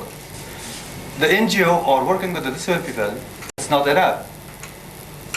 A lot of things, a lot of problem we have in the community. The NGO or working with the disabled people, just we are showing the way. How can disabled people can do something? Also, it's not enough. We should encourage other NGO. Those NGO, their budget, their program, their plan, they have to start work and together with the other NGO or working in the community. According to Mr. Peter mentioned about the ACBAR, we are working with the disabled people in the community. It's not enough. We have to encourage the NGO, government. We have to work together in the community with the people. I want to give an example of Malolay. Now she's in background, which is belong to Paran provinces. She was in Nozono school, which is in Board. She studied here until 4th class. His family moved inside Afghanistan. Due to cultural problem, she couldn't go to the school because there is not girls' school. We talked with the principal in the school. We decided Malolay should study at home. The school should provide material for her. Now she's in class 6. This is the problem about education for girls inside Afghanistan. It's not only about the education department, also other problem, as is mentioned, about the reconstruction. Other companies are working and the plan, they have to work together with the NGO or working with the people. Yes, please. I think this question about trust between the community and trust between disabled, I think this is very important. I just would like to ask whether the disabled have at any time considered forming an association which is across the NGOs. In other words, disabled from different NGOs meeting together to discuss these kinds of problems, not so much the physical, but the question of community attitudes between the various disabled. Have they ever considered forming an association? The area SAC office, special SSB project are working. We have good relationship with NGO and government, like Irshad Islami, which is director of Residence Police Barakatullah Salim, is blind. Also, Mortal and Disabled Ministries, Ministry of Education, other NGO are working inside Afghanistan and Pakistan. But I have not complained, just I want to request for those NGO or working with the disabled people. We are meeting every man in the ACBAR office. Those people, they are involved in the disabled, they are working in the NGO, they cannot participate regularly. Also, it's the other problem, those NGO are working with, not working with the disabled people. If we are working with the disabled people, we cannot participate in everything. Just, we know we are working in the community, but they know we are working with the disabled people. They know how can we cooperate each other. Also, how can we encourage other NGO? Actually, I was talking about what was Nancy Dupree saying, that aside of the NGOs and other organizations, projects and working areas, are there any type of gatherings in informal way amongst the disabled?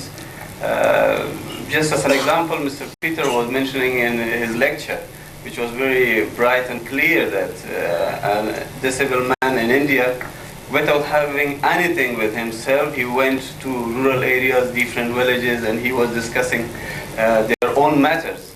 So just that was a type of campaign or convincing the people about their problems, and these gatherings could give a strength to their voice, and that could do for the future. Because this is going to be as a good start or the first step for struggle in this field, without thinking or waiting for budget from other sources for these type of activities. This was the point. Thank you. Yes, yeah. John. Thank you. There's two parts to my question.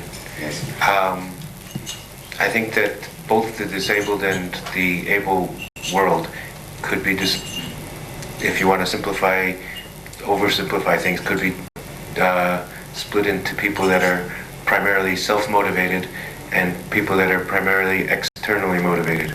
To know from our two brothers on the podium whether the first part of the question is whether they consider themselves and their disabled Afghan brothers and sisters to be more primarily externally motivated or more primarily self-motivated. On behalf of him, he says that his own view is that he never introduced himself in the community as a disabled. And he wants to be self-reliant and self-sufficient. So far, he didn't ask anybody to help him. He is using his own skill and feeding his family. In this conference, he asked Mr. Shafiq to arrange an exhibition for disabled people like the one in 1994 in WFP building, so he can show to the community and to the people that disabled is not disabled and must not be introduced as disabled to the community, but they should be encouraged. But he never received any encouragement from our side. That's also what he mentioned. The disabled person tries his best, can do something to some extent, but cannot solve all the problems. It's the NGO, UN, and the government to keep in mind the problem of the disabled and keep these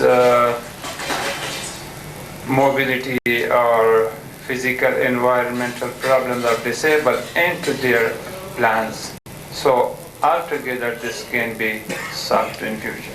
Komabuki said that the United Nations should take this responsibility to have a kind of programs, cartoon programs or other, instead of advertising the shampoo and other luxury material.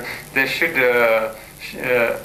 convince people by these programs to help the disabled and solve their problems. So every country should have a kind of programs on television or cartoon, magazine, newspaper, press media. They should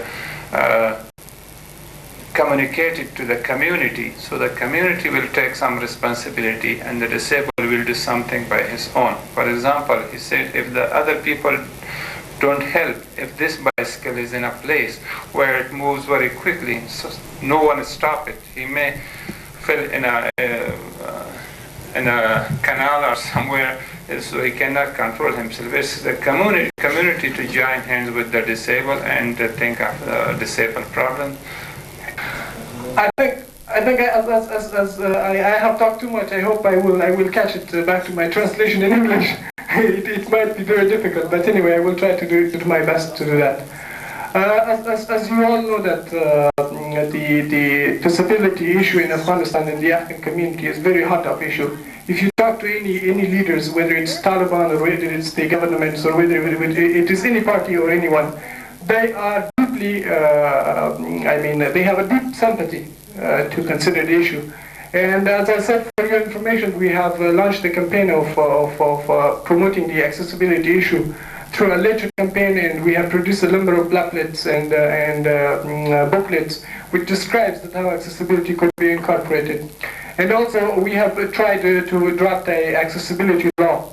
and plus available rights for disabled people in Afghanistan, which we hope that will be discussed in similar such workshops and meetings to improve it to the extent which will be acceptable to the leaders when we will have a parliament in Afghanistan that could enact and be a protections mechanism for the rights of disabled people in social, economic, cultural, and maybe political affairs in Afghanistan.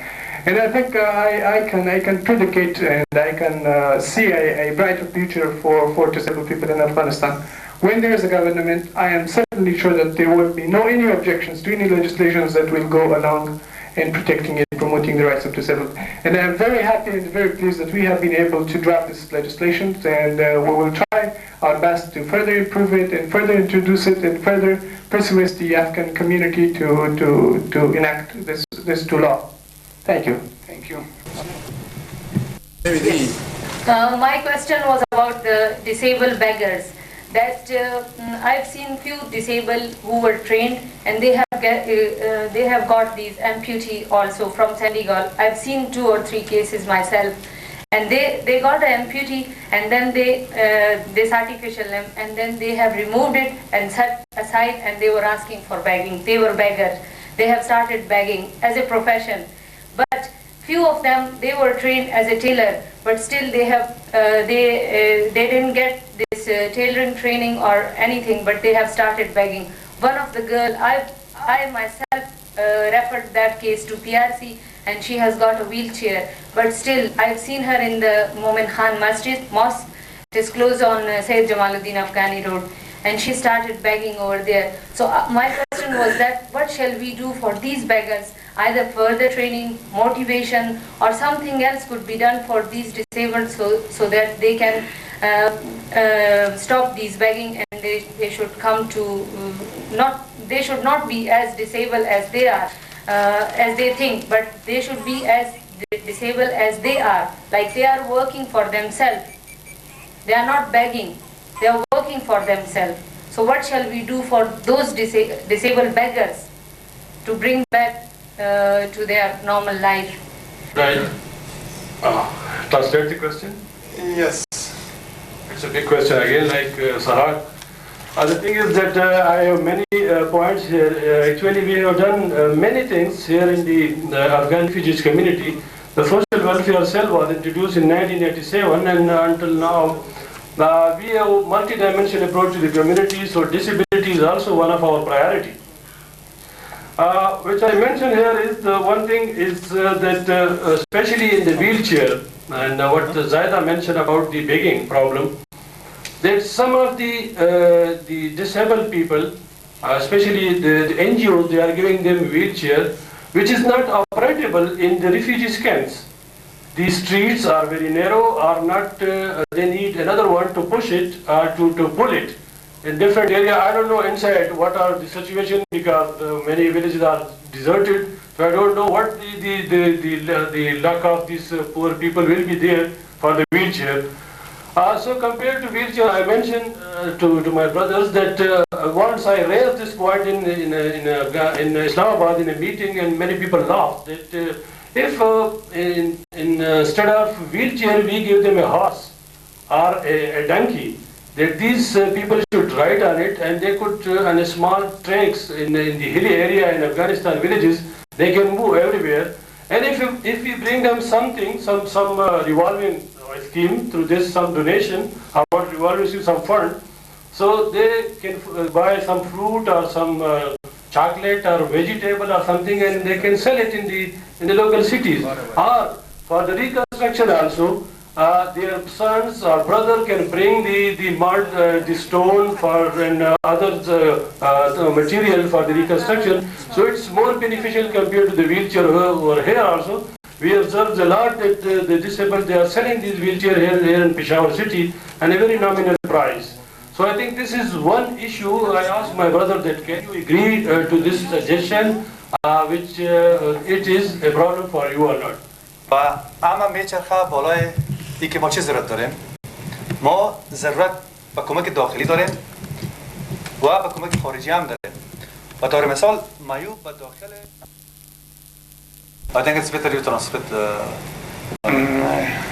Mr. Sadiq said regarding the question of Mr. Sahak and Mr. John, that the disabled in the community needs the internal help of the community and also help from outside. So the nearest people to the disabled are the family members, and then the community, then the district people, and then the province. They can help in one way or another, but the disabled people, for some external aids, they need it because if training is provided, it has to be followed. For example, mobility, trained by a SARF. Somebody has to accompany him and make these exercises to he use this training, and then he needs to go to school, so he needs the help of another person. If he is going to learn typing, this needs the help of another person or another organization. All things cannot be through community, and everything cannot be through external. And so both, I think, the disabled people needs both aids from the community and from outside. I'm sorry to interrupt at this point, but we do have a program which we've arranged at the beginning of the workshop. We have more discussion in the plenary session tomorrow, where we can discuss more of these matters. But I think we have to stop it now because lunch is ready and we have workshops to start at 1:30. So we'll have to cut the session now. Yeah. Thank you. Mr. Coldridge this morning, I thought, gave us a very good beginning, beginning, when he described the social model, which is a positive model. And I would like to urge you all, as you are discussing in your working groups, to keep an attitude of can do, and don't dwell on the can't do, because I think there are many, and this is counter to one of the speakers this morning. I do not agree that there is nothing in Afghanistan. Because I know, number one, there's some wonderful people in Afghanistan, some hard-working people in Afghanistan. And they are doing wonderful things on their own. They need help, yes, but don't discount them. So, seek the possible, and also identify the existing resources, the physical and the human, because they're there. And then discuss how, in an imaginative way, envision how you can use those existing resources, as well as thinking of what resources you need to bring in. We also, I think, recognize the fact that the enactment of laws are very important, but laws in themselves do not necessarily guarantee improvements. So what we want from you, the participants of this working group, are not the articulation of ideals of what should be enshrined in the laws according to the rights of the disabled. What we want from you rather is action plans, practical action plans. Think practically and think realistically. In other words, the task that is before you is very clear. What you are to do by 4 o'clock tomorrow afternoon is to have formulated recommendations for action. Not highfalutin, it ought to be this way. But what can we do, what should we do, and how should we do it? So in order to further this, Shafiq, do you have the handout as to who belongs to what group? We have divided you all are assigned you to groups, 4 groups. Group number 1 is the physical environment. The group number 2 is services and employment. Group number 3, recreational opportunities. And group number 4, resources. You had in your invitation a chance to give options 1, 2, 3, and 4. So perhaps we have not been able to put you all in your option number 1, but my first task here is to read out to you group number 1, Engineer Latifi, Abdul Rashid Yassi from Rafa, Hakim Gur from SR, Jamila Akbarzai, Dr. Karizada, Wajid Adil from SAVE, Rafat Ludin, Engineer Jawed, Dr. Frahman, and Engineer Karim from Aklu. Is that it? Services, Dr. A.Q. Samin from Kohar, Mohammed Suleiman from ADA, is he here? No. Dr. Salimi from PRB, Sarwar Husseini, I know he's here, Mohammed Alam from NPO, Ghulam Siddiq from SERB, Dr. Nooristani from BFAIR, John Rothenberg from UNHCR. Group number 3, Zahir Shaheen, Dr. Anwar Haq, Ghulam Gur, Ms. Veslavar, oh there you are, Mohammed Yusuf from SERV, Manula from SERV, Zaha, and Maria Danesh. Resources, Mohammed Shafi, from Inkilabi, I never can pronounce that, sorry about that. Rahila is not here. Resources are the Homa Sabri, Dr. Mirza John, Isra, Hanif Atmar, Bente is not here. Fazil Ravi, RBTU, Mr. Peter Coleridge, and Mr. Ali Gohar. Now, I think there's some who are not here, there may be some who are not on the list. Could I see hands of those who are not on the list and who have not been called? Shafi, you have to assign them to something.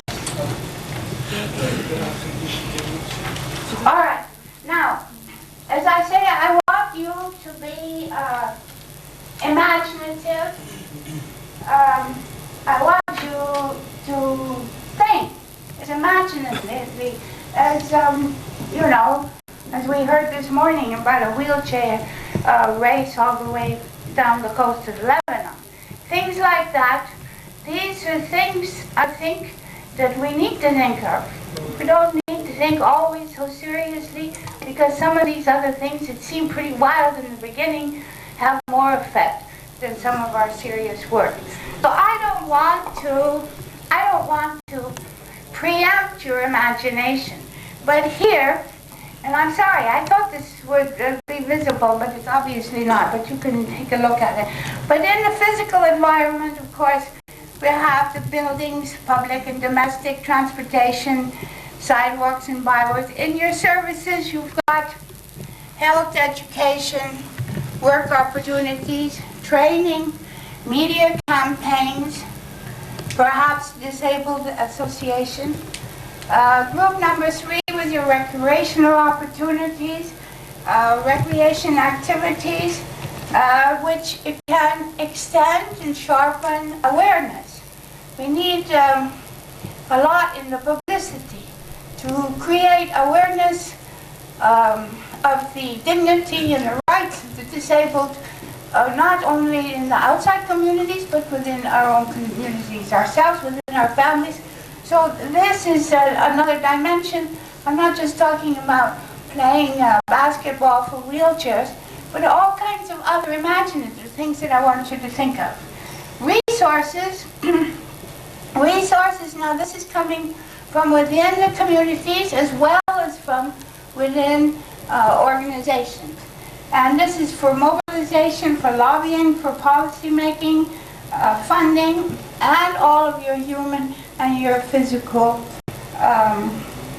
resources which are existing or which may need to be brought in.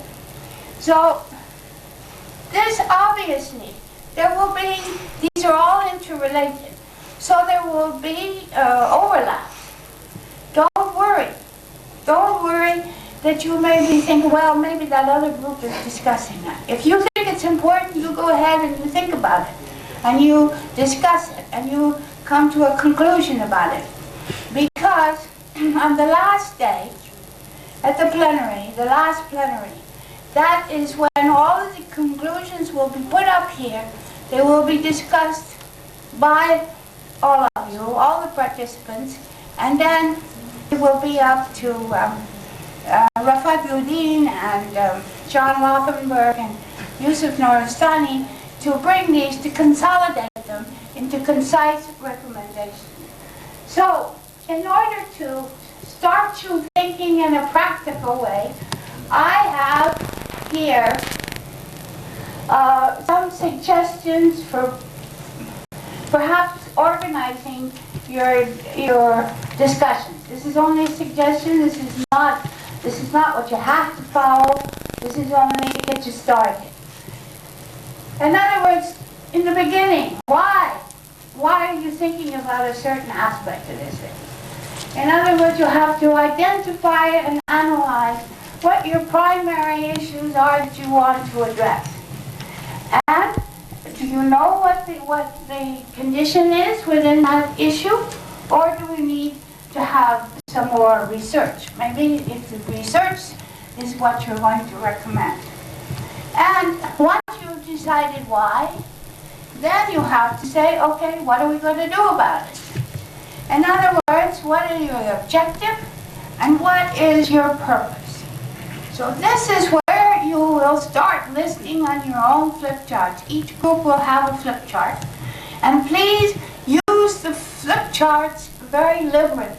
Write down everything and then start consolidating. And don't throw away your shit, because this is the thinking of the group. These scribblings, if you want to call them, will be used in the preparation of a report. This is what the thinking that went on in order to come to these conclusions. So, list what you think would be desired achievements and make sure that it's practical, attainable, and realistic. After you've decided that, who is responsible for what? What are your human resources? Are they available? Do they need training? Your communities. What kind of mechanisms can you suggest for involving or in motivating these communities? The authorities, whatever kind of authority you may be. It may be a commander.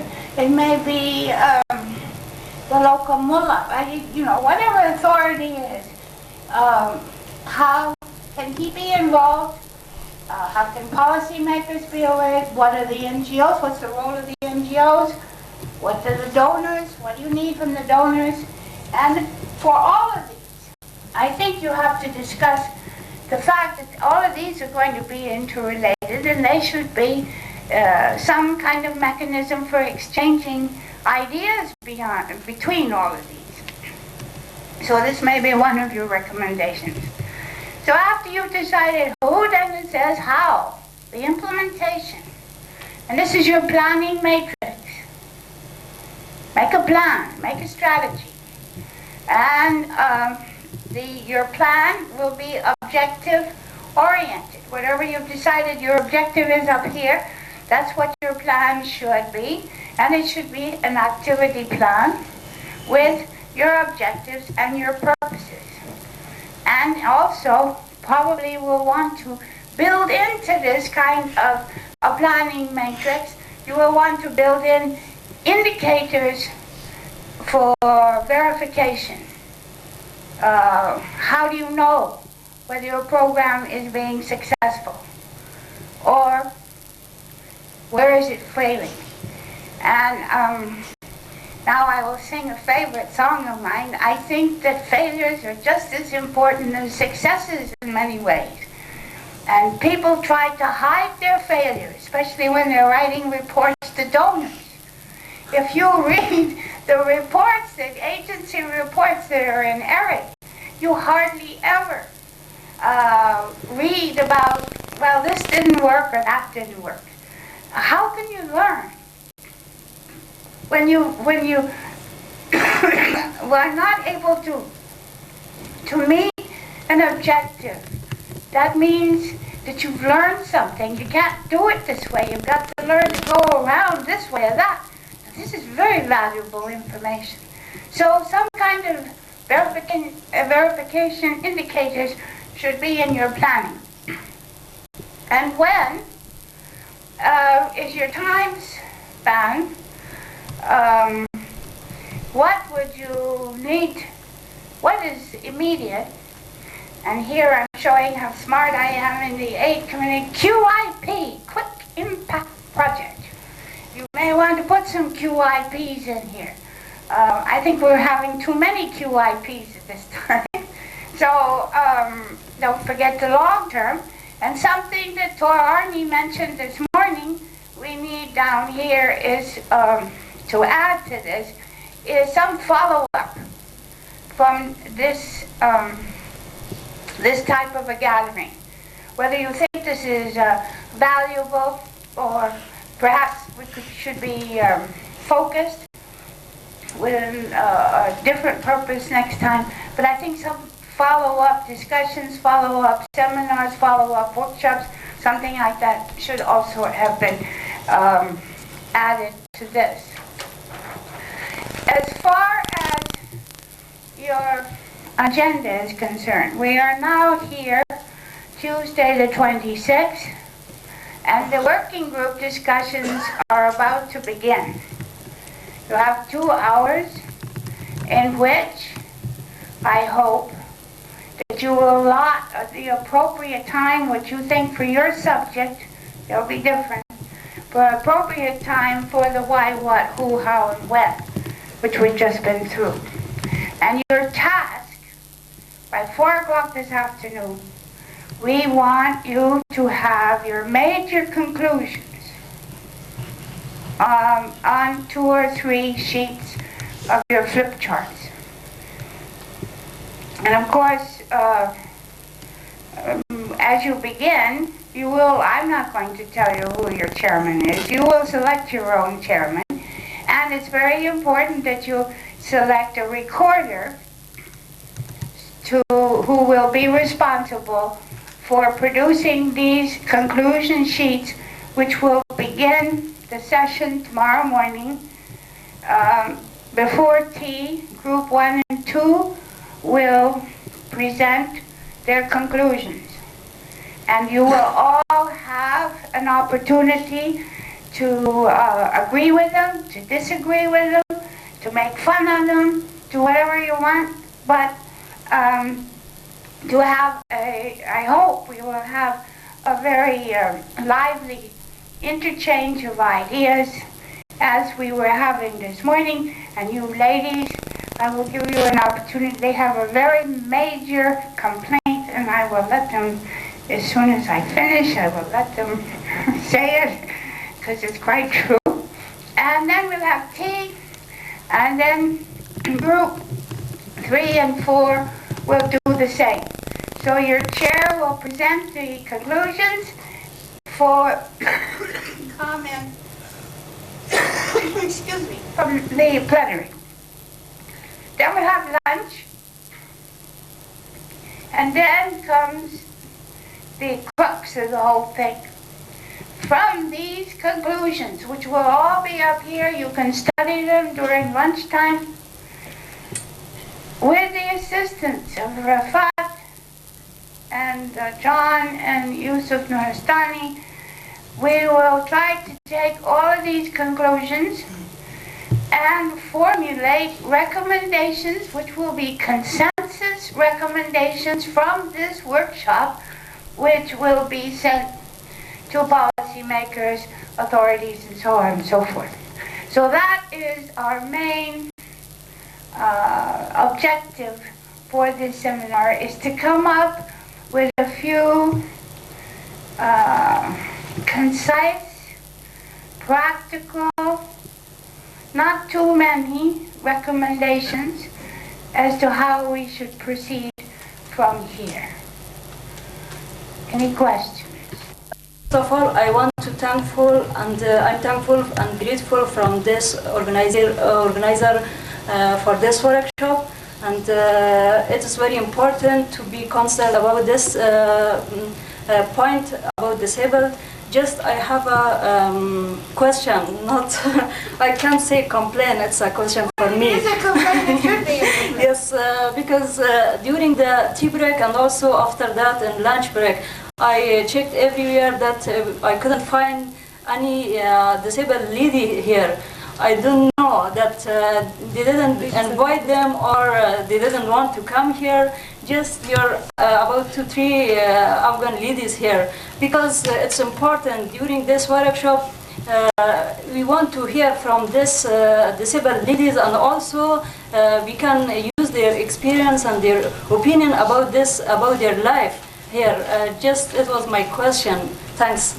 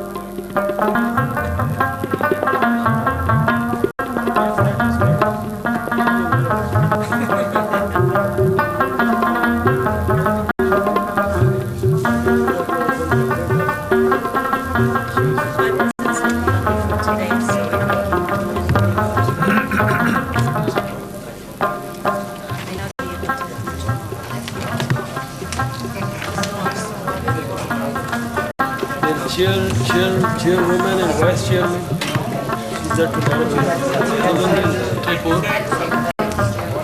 so this is good.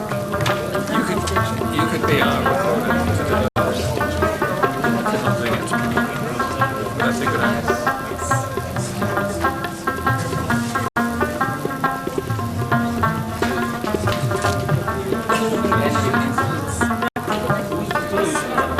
Should we do it this way, that we talk together, take the main points, and then summarize it, and then what you think?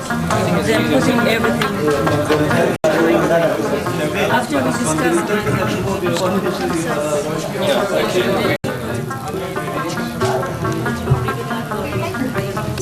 You're the chairman.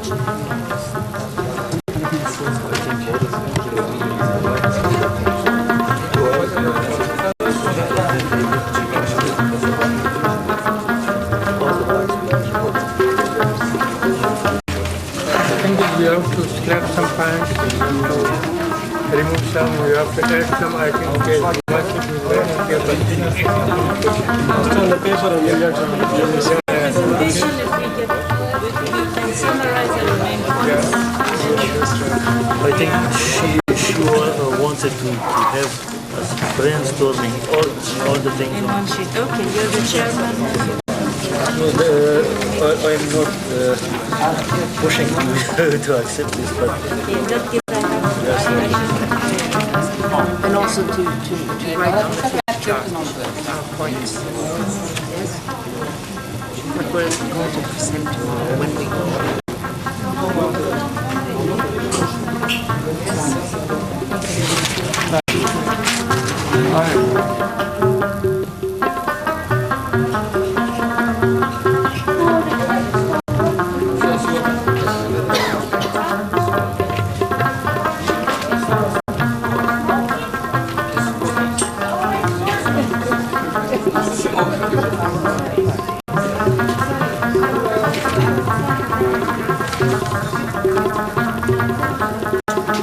I mean, that was just a suggestion. You don't have to look that way.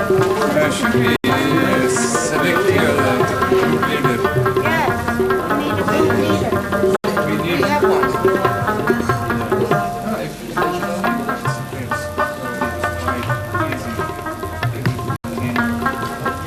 She expressed his own view, and she will be leading. Nobody elected you. We need a board man. I think you should have somebody else because he is involved. Sometimes I will have to. Yeah, he's involved in all that. So, yes, you'll be a good one because you're a professional. Or how about a lady? Zaida is doing the notes. All right, that'd be fine. Welcome. You've been selected, whether you like it or not. Very nice to have you here. But it's good if you don't have enough information and you participate. In the meantime, you learn.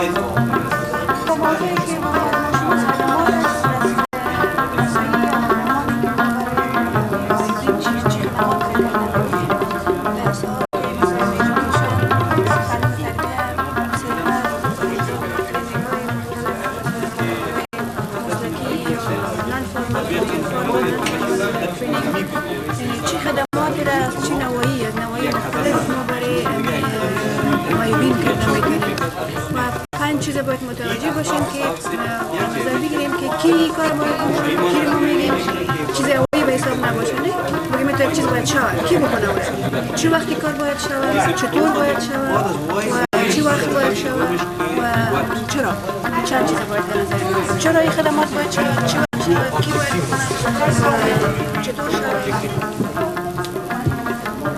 هرکس جدا شدن چه میکنه؟ نه هرکس نظریات هم میگن آقای سفر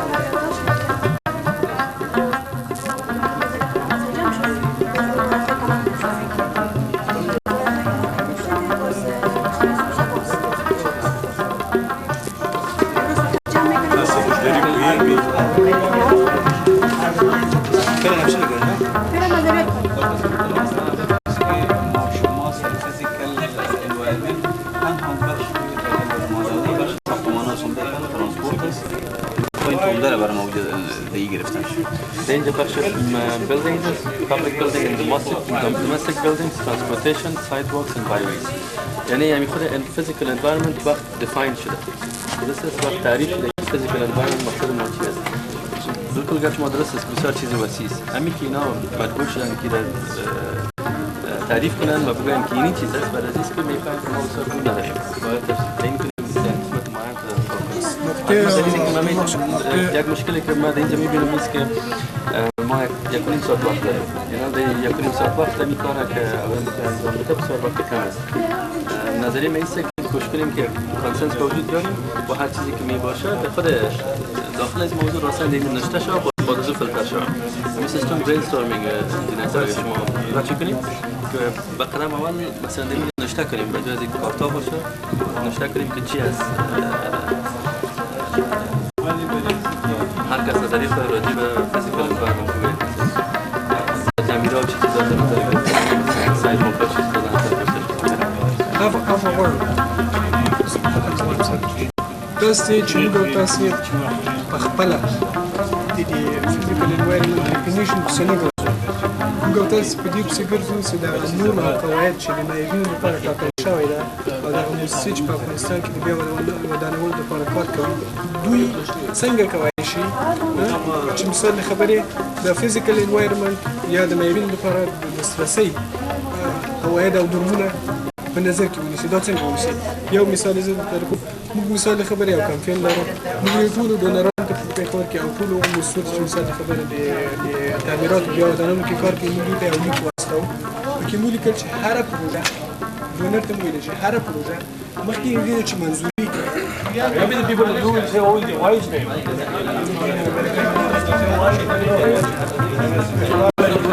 Everything comes. Yes. Yeah. Everything. The crux of the problem is awareness. If we aware the people, so then it will be supported. Sometime we are maybe more enthusiastic to say no support, nothing. No, there is many something. So let's go to the. So let's go to what? That's enough. The word that you're not sure what. No, sir, what is it? What about the objectives? This is also come low awareness and everything. Because in the disabled are burden on the society is dependence. Maybe the burden is should change. No, it's good. Stuck in this world. Yeah. The ones we have objectives commanded. What are we trying to do? So you mean what to do? Yes. What are we trying to do? What are our objectives? What are practical, attainable, and achievable, realistic objectives?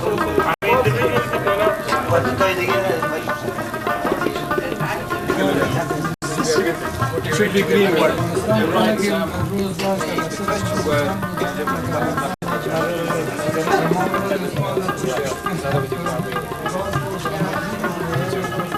So you mean now what?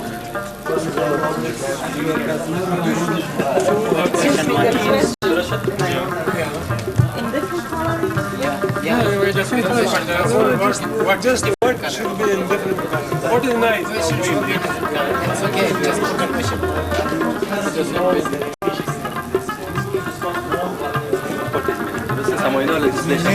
Political support, not que support na kana. support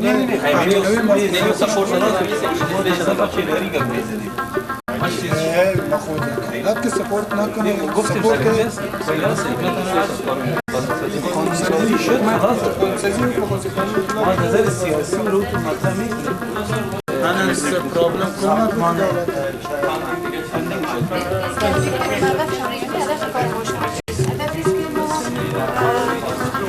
خاطر بسازیم کل غایبینه که از اون خدماتی که اعضای سالم اجتماع برخوردار است اونا باید باشه از این خدمات فعلی same services Same access.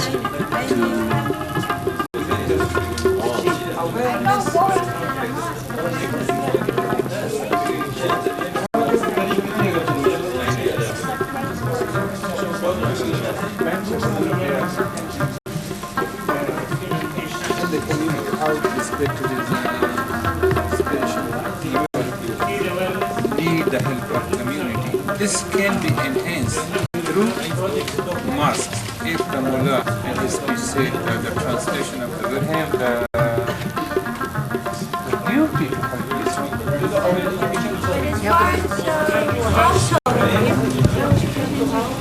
enhancing awareness and disability. We need to focus on recreation. How we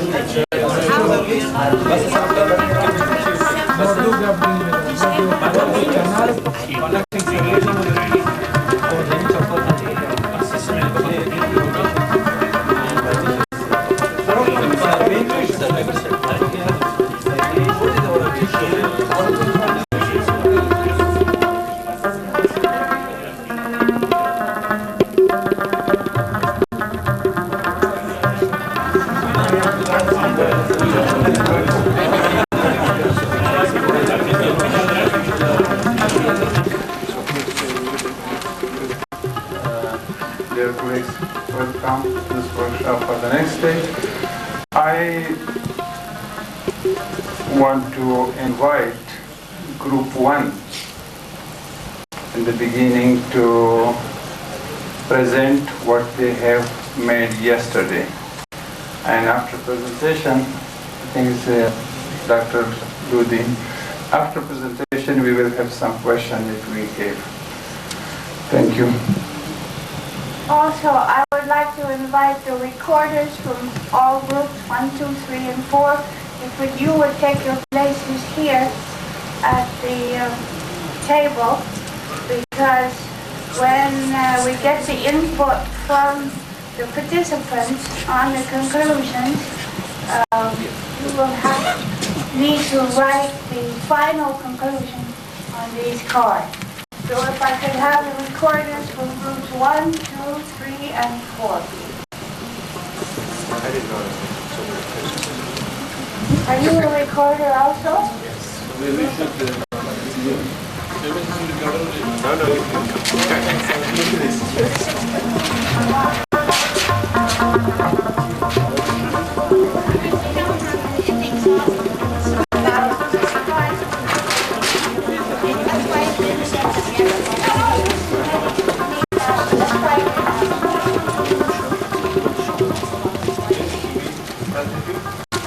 So on behalf of group number 1, we are going to have a little presentation regarding the topic which we had discussed.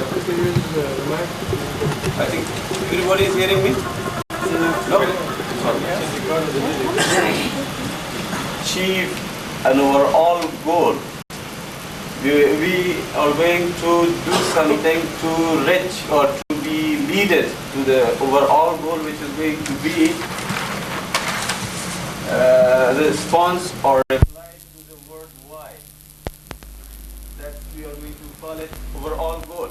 For this, based on discussions and works which we did, finalized yesterday, that we will be having an overall goal for this, that is going to be living convention.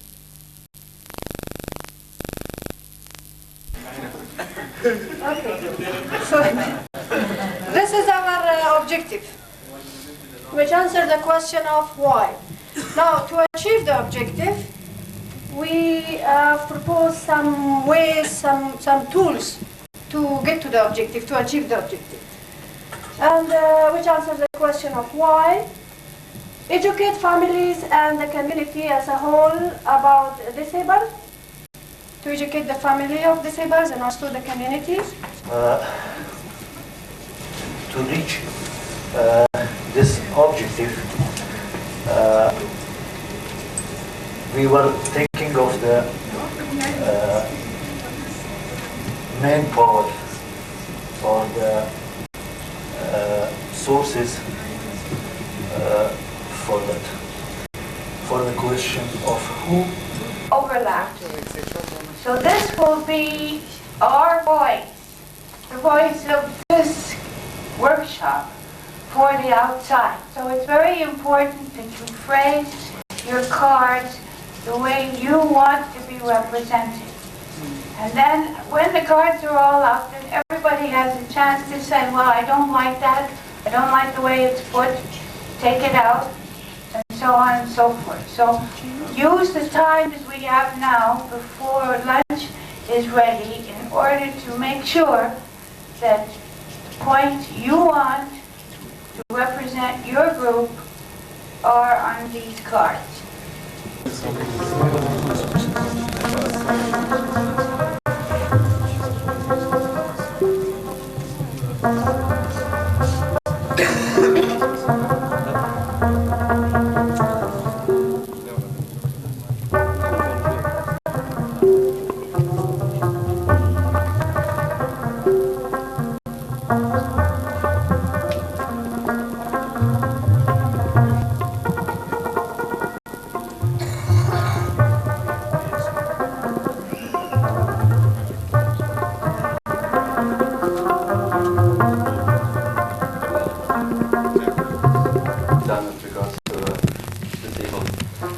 So the overall objectives, we have here different cards.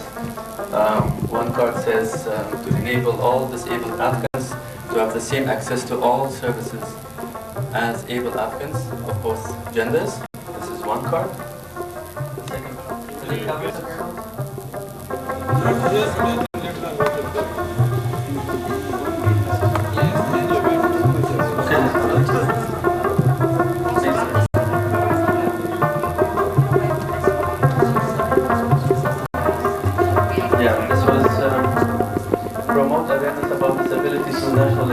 So this curve is covered practically here, but then this is not relevant. So that is not relevant for recreation. Acceptable? Encourage reading and the recreation activities. An objective resource. Information on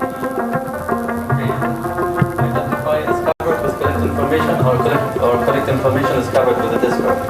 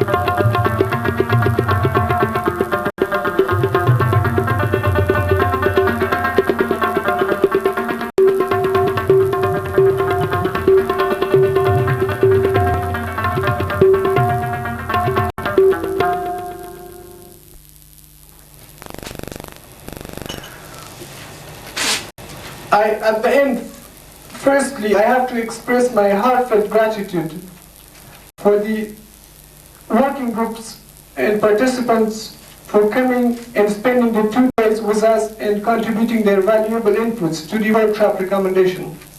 Secondly, I have to express my heartfelt gratitude to Ms. Nancy Dupree, Mr. Ghulam Gol, Mr. Petul Kurret, Mrs. Waslami and Mr. Shafiq Ahmad and Zahid Al-Shaheen, the member of the organizing committee, who have participated in a number of meetings, without whose hard works and supports we might not have materialized the holding of this workshop. Thirdly, I congratulate all of you for the results and recommendations that we have reached here during the last 2 days, and we have achieved our objectives of developing strategies and recommendations, which is in a sense action-oriented if we could follow up. This will go a long way and will be complements to the advocacy and awareness campaign that ADS has launched since 1991 for accessibility by lobby and awareness raising in the Afghan community for promoting accessibility for disabled people in Afghanistan. Finally, may God shower our sincere humanitarian efforts for reconstruction and rehabilitation in Afghanistan with blessing and success. I wish you a very pleasant evening. Thank you.